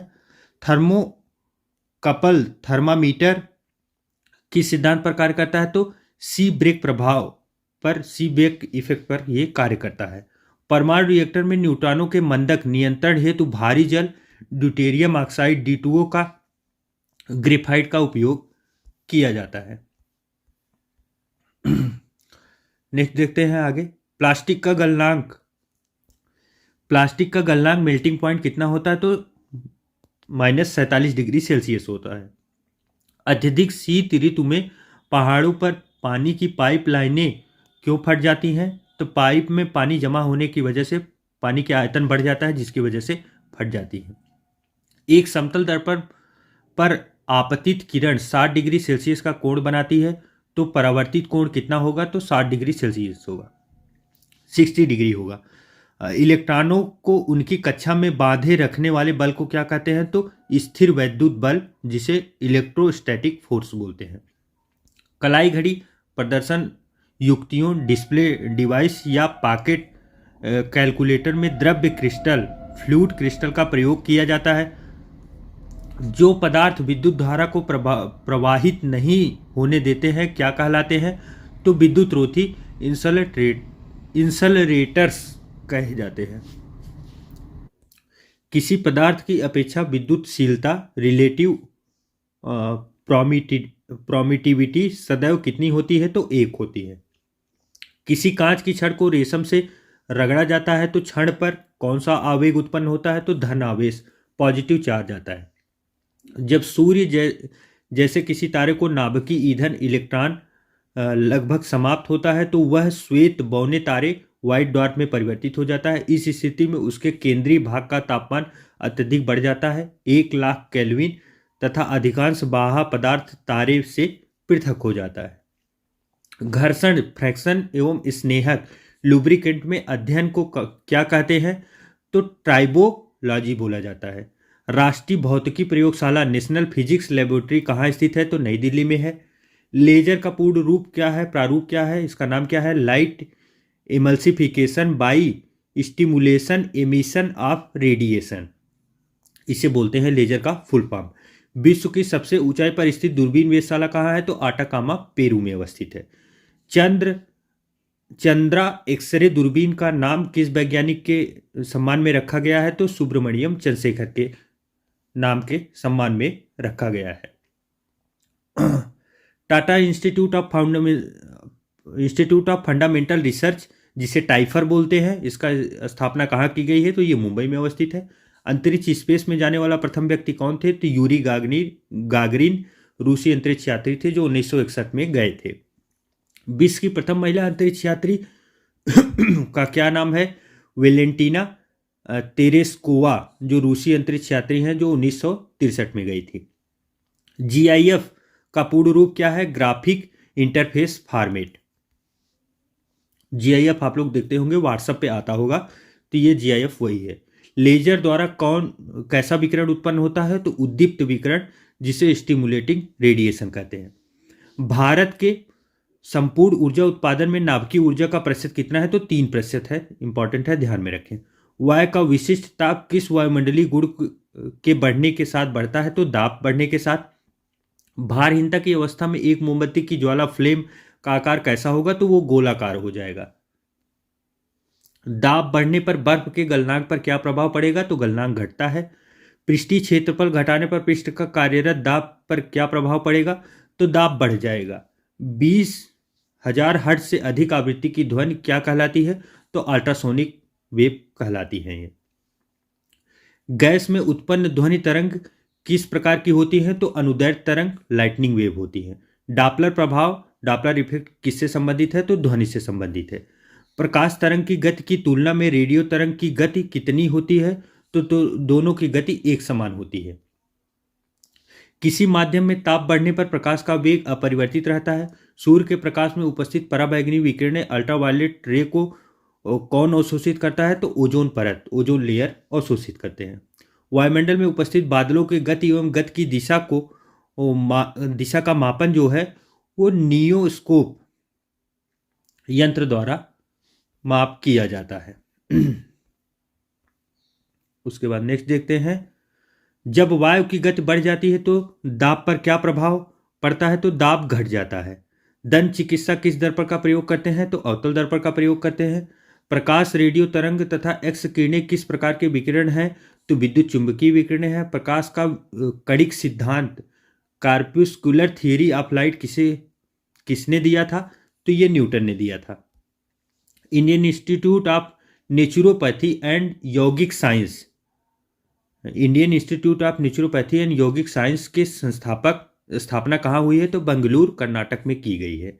समतल दर्पण द्वारा कैसा प्रतिबिंब बनता है? तो आभासी प्रतिबिंब, वर्चुअल इमेज बनता है। प्रिज्म द्वारा किस रंग का विचलन सर्वाधिक होता है? तो बैगनी रंग का। एक सरल दूरदर्शी टेलीस्कोप कम से कम कितने उत्तल लेंसों से बनाया जा सकता है? तो 2। लाल कमल का फूल हरे प्रकाश में देखने पर कैसा दिखाई देगा? तो ये काला दिखेगा। चुंबकीय सुई, मैग्नेटिक नीडल्स किस दिशा की ओर संकेत करती है? तो उत्तर दिशा की ओर संकेत करती है। युद्धक विमान अधिक ऊंचाई पर क्यों पड़ते हैं? तो रडार संसूचक, रडार डिटेक्शन से बचाव है। शीशे के रजतन, सिल्वरिंग ग्लास के लिए कौन सा यौगिक प्रयुक्त होता है? तो सिल्वर नाइट्रेट का प्रयोग किया जाता है। यदि वायुमंडल एटमॉस्फेयर नहीं होता तो पृथ्वी से आकाश काले रंग का दिखाई देता। हीटर के तार किस धातु के बने होते हैं? तो नाइक्रोम के बने होते हैं, जिसे निक्रोम भी बोला जाता है। हवा में तैरते हुए श्वसनीय सूक्ष्म कणों, रेस्पायरेशन माइक्रोस्कोपिक पार्टिकल्स का आकार कितना होता है? तो 5 माइक्रोन के से कम होता है। भारत में प्रथम भारी जल संयंत्र कहाँ स्थापित किया गया? तो नागल, पंजाब में। टेप रिकॉर्डर की टेप किस पदार्थ से लेपित कोटिंग होती है? तो पैरोमैग्नेटिक चूर्ण की टेपिंग होती है इसमें। नेक्स्ट देखते हैं, घड़ी में स्फटिक क्रिस्टल किस सिद्धांत पर कार्य करते हैं? तो दाब विद्युत प्रभाव पर कार्य करते हैं। स्वचलित कलाई घड़ियों में ऊर्जा हाथ के विभिन्न संचलनों से प्राप्त होती है। कृत्रिम उपग्रह, आर्टिफिशियल सैटेलाइट पृथ्वी से स्पष्ट रूप से क्यों ट्रैक किए जा सकते हैं? तो डॉपलर प्रभाव के द्वारा। हवाओं में किस प्रकार की ऊर्जा होती है? तो गतिज ऊर्जा होती है। सड़क पर चलने की अपेक्षा बर्फ पर चलना कठिन क्यों होता है? तो बर्फ में सड़क की अपेक्षा घर्षण कम होता है। चुंबकीय अनुनाद बिंबीकरण मैग्नेटिक रिजोनेंस इमेजिंग एमआरआई किस सिद्धांत पर आधारित है? तो नाभिकीय चुंबकीय अनुनाद पर आधारित है। भारत में मीट्रिक प्रणाली किस वर्ष प्रारंभ की गई थी? तो वर्ष 1957 में प्रारंभ की गई थी। ऊष्मा के स्थानांतरण का क्या कारण है? तो तापांतर टेम्परेचर डिफरेंस इसका कारण है। कौन सा रंग सौर विकिरण का सबसे अच्छा अवशोषण होता है? तो ये काला रंग होता है। डीजल इंजन में कितने स्पार्क प्लग लगे होते हैं? तो एक भी नहीं लगे होते डीजल इंजन में। परम ताप का वह प्रथम बिंदु कौन सा है जहां सभी प्रकार की आणविक गति मॉलिक्यूलर स्पीड बंद हो जाती है? तो परम शून्य ताप पर। यदि 100 ग्राम चीनी को आधा लीटर पानी में मिलाकर एक असंतृप्त अनसेचुरेटेड चीनी का घोल तैयार किया जाए तो इसका आयतन अपरिवर्तित रहेगा। टेलीफोन में क्या प्रयुक्त होता है? तो कार्बन माइक्रोफोन। विज्ञान की किस शाखा के अंतर्गत मानव एवं यंत्रों के मध्य स्वचलन एवं संचार विधि का अध्ययन किया जाता है? तो साइबरनेटिक्स। मनुष्य के लिए सबसे हानिकारक विकिरण कौन सी है? तो गामा किरणें हैं। नियंत्रित नाभिकीय विखंडन न्यूक्लियर फ्यूजन अभिक्रिया की अवधारणा सर्वप्रथम एनरिको फर्मी ने प्रस्तुत की थी। मोबाइल चार्जर में कौन सी युक्ति प्रयोग की जाती है? तो एक अपचाई ट्रांसफार्मर स्टेप डाउन ट्रांसफार्मर का उपयोग किया जाता है। पाजीट्रॉन का द्रव्यमान व आवेश इलेक्ट्रॉन के बराबर होता है, इसलिए इसे एंटी इलेक्ट्रॉन कण भी कहते हैं। आइए अब नेक्स्ट देखते हैं। पदार्थ के संवेग और वेग के अनुपात में किस भौतिक राशि को प्रदर्शित किया जाता है? तो द्रव्यमान को। तड़ित चालक लाइटनिंग कंडक्टर किस धातु से बनाए जाते हैं? तो तांबे से। एक व्यक्ति एक संवेदनशील सेंसिटिव तराजू पर खड़ा है, यदि वह गहरी सांस अंदर लेगा तो तराजू की रीडिंग घट जाएगी, बढ़ेगी नहीं, घट जाएगी। किसी तारे का रंग क्या प्रदर्शित करता है? तो उसका ताप बताता है। हवा का वाष्प घनत्व कितना होता है? तो 14.4 ग्राम होता है। कल्पक्कम क्यों प्रसिद्ध है? परमाणु ऊर्जा संयंत्र के कारण। ऊर्जा संरक्षण एनर्जी कंजर्वेशन से अभिप्राय ऊर्जा का न तो सृजन हो सकता है और न ही विनाश किया जा सकता है। इंदिरा गांधी आणविक अनुसंधान केंद्र किस राज्य में स्थित है? तो यह तमिलनाडु में स्थित है। एक वास्तविक गैस किन स्थितियों में एक आदर्श गैस के रूप में क्रिया करती है? तो उच्च दाब और निम्न ताप पर कार्य करती है। आवृत्ति मॉड्यूलेशन एफएम में आयाम परिवर्तनशील होता है अथवा नियत आयाम नियत रहता है। कौन सी प्रक्रिया ध्वनि तरंग के साथ नहीं दर्शाई जाती है? तो व्यक्तिकरण इंटरफेरेंस के साथ नहीं दर्शाई जाती। नीले कांच की प्लेट धूप में नीली क्यों दिखाई देती है? क्योंकि यह नीला रंग संक्रमित ट्रांसमिट करती हैं। अपमार्जन मिलाने पर पानी के पृष्ठ तनाव पर क्या प्रभाव पड़ेगा? पृष्ठ तनाव घट जाता है। यदि तांबे के तार को दुगुना बढ़ा दिया जाए तो उसका प्रतिरोधक कितना हो जाएगा? तो 4 गुना हो जाएगा। ईसीजी किस अंग की गतिविधि को दर्शाता है? तो हृदय की जांच के लिए ईसीजी का प्रयोग करते हैं। वह गुण कौन सा है जो प्रकाश तरंग में दिखता है पर ध्वनि तरंग में नहीं दिखता? तो ध्रुवण पोलराइजेशन। वायु शीतलन एयर कंडक्टिंग किस स्थान के लिए अधिक उपयुक्त है? तो ये गर्म एवं शुष्क जलवायु क्षेत्रों में अधिक उपयुक्त है। वह प्रकाशीय उपकरण कौन सा है जिसकी सहायता से दोनों आंखों से एक साथ दूरवर्ती वस्तुओं का आवर्धित रूप दिखाई देता है? तो दूरबीन की वजह से। वृत्ताकार पथ के चारों ओर पिंड की गति किस प्रकार गति का उदाहरण है? तो समान चाल एवं परिवर्ती वेग का। जब वाष्प दाब वायुमंडलीय दाब के बराबर हो जाता है तो द्रव्य पर क्या प्रभाव पड़ता है? तो द्रव्य उबलने लगता है। समुद्र की लहरों में किस प्रकार की ऊर्जा भंडारित होती है? तो द्रव चलित ऊर्जा, गतिज ऊर्जा एवं गुरुत्वीय स्थितिज ऊर्जा प्रवाहित होती है। लौह चुंबकीय पदार्थ किस तापमान पर अनुचुंबकीय हो जाता है? कहलाता है क्यूरी तापमान। किसी संगीत समारोह की छतें साधारणतः वक्राकार क्यों होती है? क्योंकि वे शोर का अवशोषण कर लेती है। कोई वस्तु केवल गुरुत्व क्रिया के अधीन निर्वात में मुक्त रूप से गिर रही है तो कौन सी ऊर्जा गिरने के दौरान स्थित रहती है, तो कुल यांत्रिक ऊर्जा उसकी स्थिर रहती है। चंद्रशेखर सीमा का प्रतिपादन किसने किया था, तो एस चंद्रशेखर जी ने किया था। भारतीय अमेरिकी वैज्ञानिक एस चंद्रशेखर को चंद्रशेखर सीमा की गणना, तारों की उत्पत्ति एवं उनकी संरचना तथा कृष्ण छिद्र संबंधी शोध के लिए वर्ष 1983 में भौतिक के क्षेत्र में उन्हें नोबेल पुरस्कार दिया गया था। तो काफी इंपॉर्टेंट है, ध्यान में रखें। किस भारतीय वैज्ञानिक को प्रकाश के प्रकीर्णन स्कैटरिंग ऑफ लाइट की व्याख्या तथा रमन प्रभाव की खोज के लिए नोबेल पुरस्कार दिया गया था, तो ये चंद्रशेखर वेंकट रमन जी ही थे, जिन्हें 1930 में नोबेल पुरस्कार दिया गया था।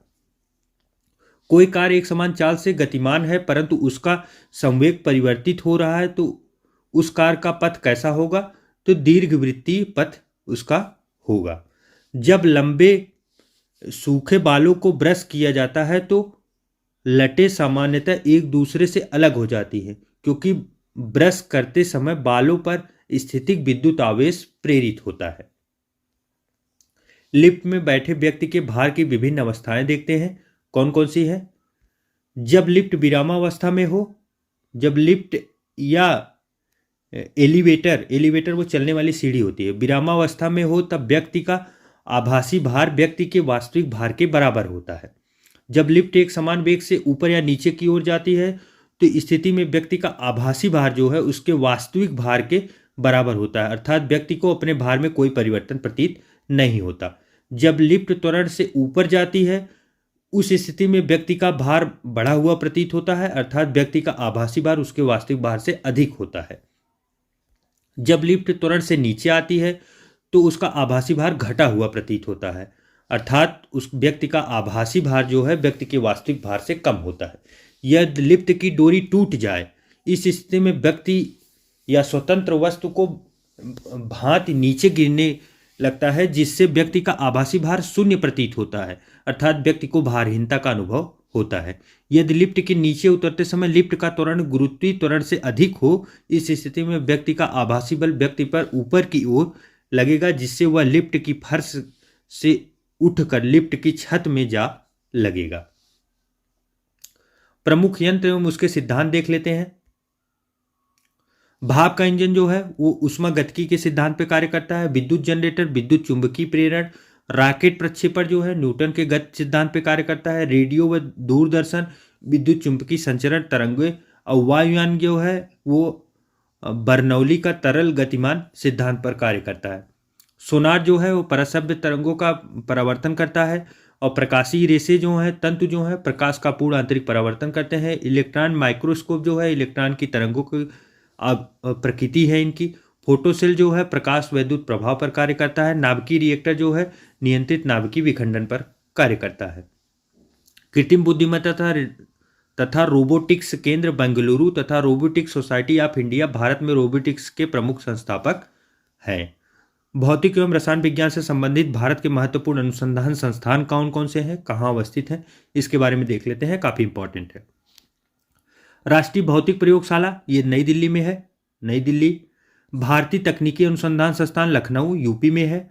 भारतीय सर्वेक्षण विभाग देहरादून जो उत्तराखंड में है।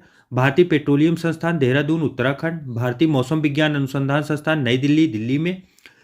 भारतीय राष्ट्रीय राजमार्ग प्राधिकरण नई दिल्ली दिल्ली में।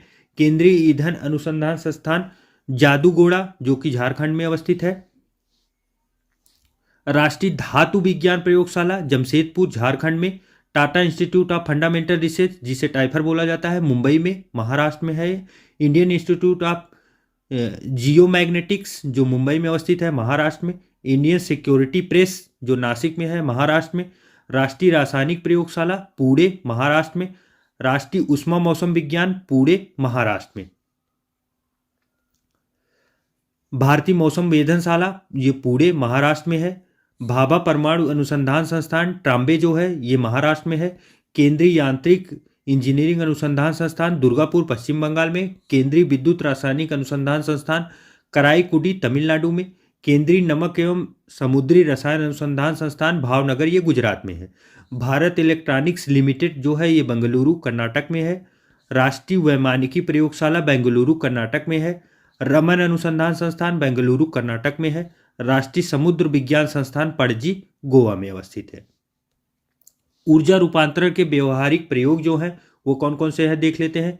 विद्युत हीटर जो है वो विद्युत ऊर्जा को ऊष्मीय ऊर्जा में बदलता है। लाउड स्पीकर जो है विद्युत ऊर्जा को ध्वनि ऊर्जा में बदलता है। डायनमो यांत्रिक ऊर्जा को विद्युत ऊर्जा में। कार की बैटरी रासायनिक ऊर्जा को विद्युत ऊर्जा में परिवर्तित करता है। और फेंके गए पत्थर की ऊर्जा पेशी ऊर्जा को गतिज ऊर्जा में बदलता है। वाष्प इंजन वाष्पीय ऊर्जा को गतिज ऊर्जा में। जलता हुआ कोयला रासायनिक ऊर्जा को ऊष्मीय ऊर्जा में। विद्युत सेल रासायनिक ऊर्जा को विद्युत ऊर्जा में। विद्युत अपघटन विद्युत ऊर्जा को रासायनिक ऊर्जा में परिवर्तित करता है। विद्युत बल्ब जो है विद्युत ऊर्जा को ऊष्मीय ऊर्जा में। और बिजली का पंखा जो है विद्युत ऊर्जा को यांत्रिक ऊर्जा में। टरबाइन जो है यांत्रिक ऊर्जा को विद्युत ऊर्जा में। और पवन चक्की जो है यांत्रिक ऊर्जा को विद्युत ऊर्जा में। विद्युत चुंबक जो है विद्युत ऊर्जा को चुंबकीय ऊर्जा में। और परमाणु बम जो है रासायनिक ऊर्जा को नाभिकीय ऊर्जा में। माइक्रोफोन जो है विद्युत ऊर्जा को ध्वनि ऊर्जा में। सितार जो है यांत्रिक ऊर्जा को ध्वनि ऊर्जा में। मोमबत्ती जो है रासायनिक ऊर्जा को ऊष्मीय ऊर्जा में। और विद्युत जनित्र जो है यांत्रिक ऊर्जा को विद्युत ऊर्जा में परिवर्तित करता है। वायुमंडलीय दाब को मापने एवं स्वतः ग्राफ पर चित्रित करने वाले यंत्र को बैरोग्राफ कहते हैं। तो ये रहा मित्रों। अब नेक्स्ट पार्ट हम लोगों का रसायन विज्ञान आएगा। तो यहाँ पे हम लोगों का फिजिक्स पूरा का पूरा कंप्लीट हो गया। और ये आपका मास्टर वीडियो आप लोगों की परीक्षा के लिए बहुत उपयोगी है। प्रश्न यहीं से बनेंगे, आप कुछ भी देख लीजिएगा क्योंकि ये सभी के सभी मोस्ट इंपॉर्टेंट है। आप लोगों को वीडियो कैसा लगा मित्रों कमेंट करके ज़रूर बताएं, लाइक ज़रूर करें मित्रों, और चैनल को सब्सक्राइब करना बिल्कुल भी ना भूलें। और इसी के साथ मिलते हैं मित्रों एक नए वीडियो में एक नए उत्साह के साथ। और आप लोगों को फीडबैक जरूर दिया करें मित्रों, कैसा लगा आपको कैसी वीडियो और चाहिए। आप लोगों के प्यार और सहयोग के लिए बहुत बहुत धन्यवाद।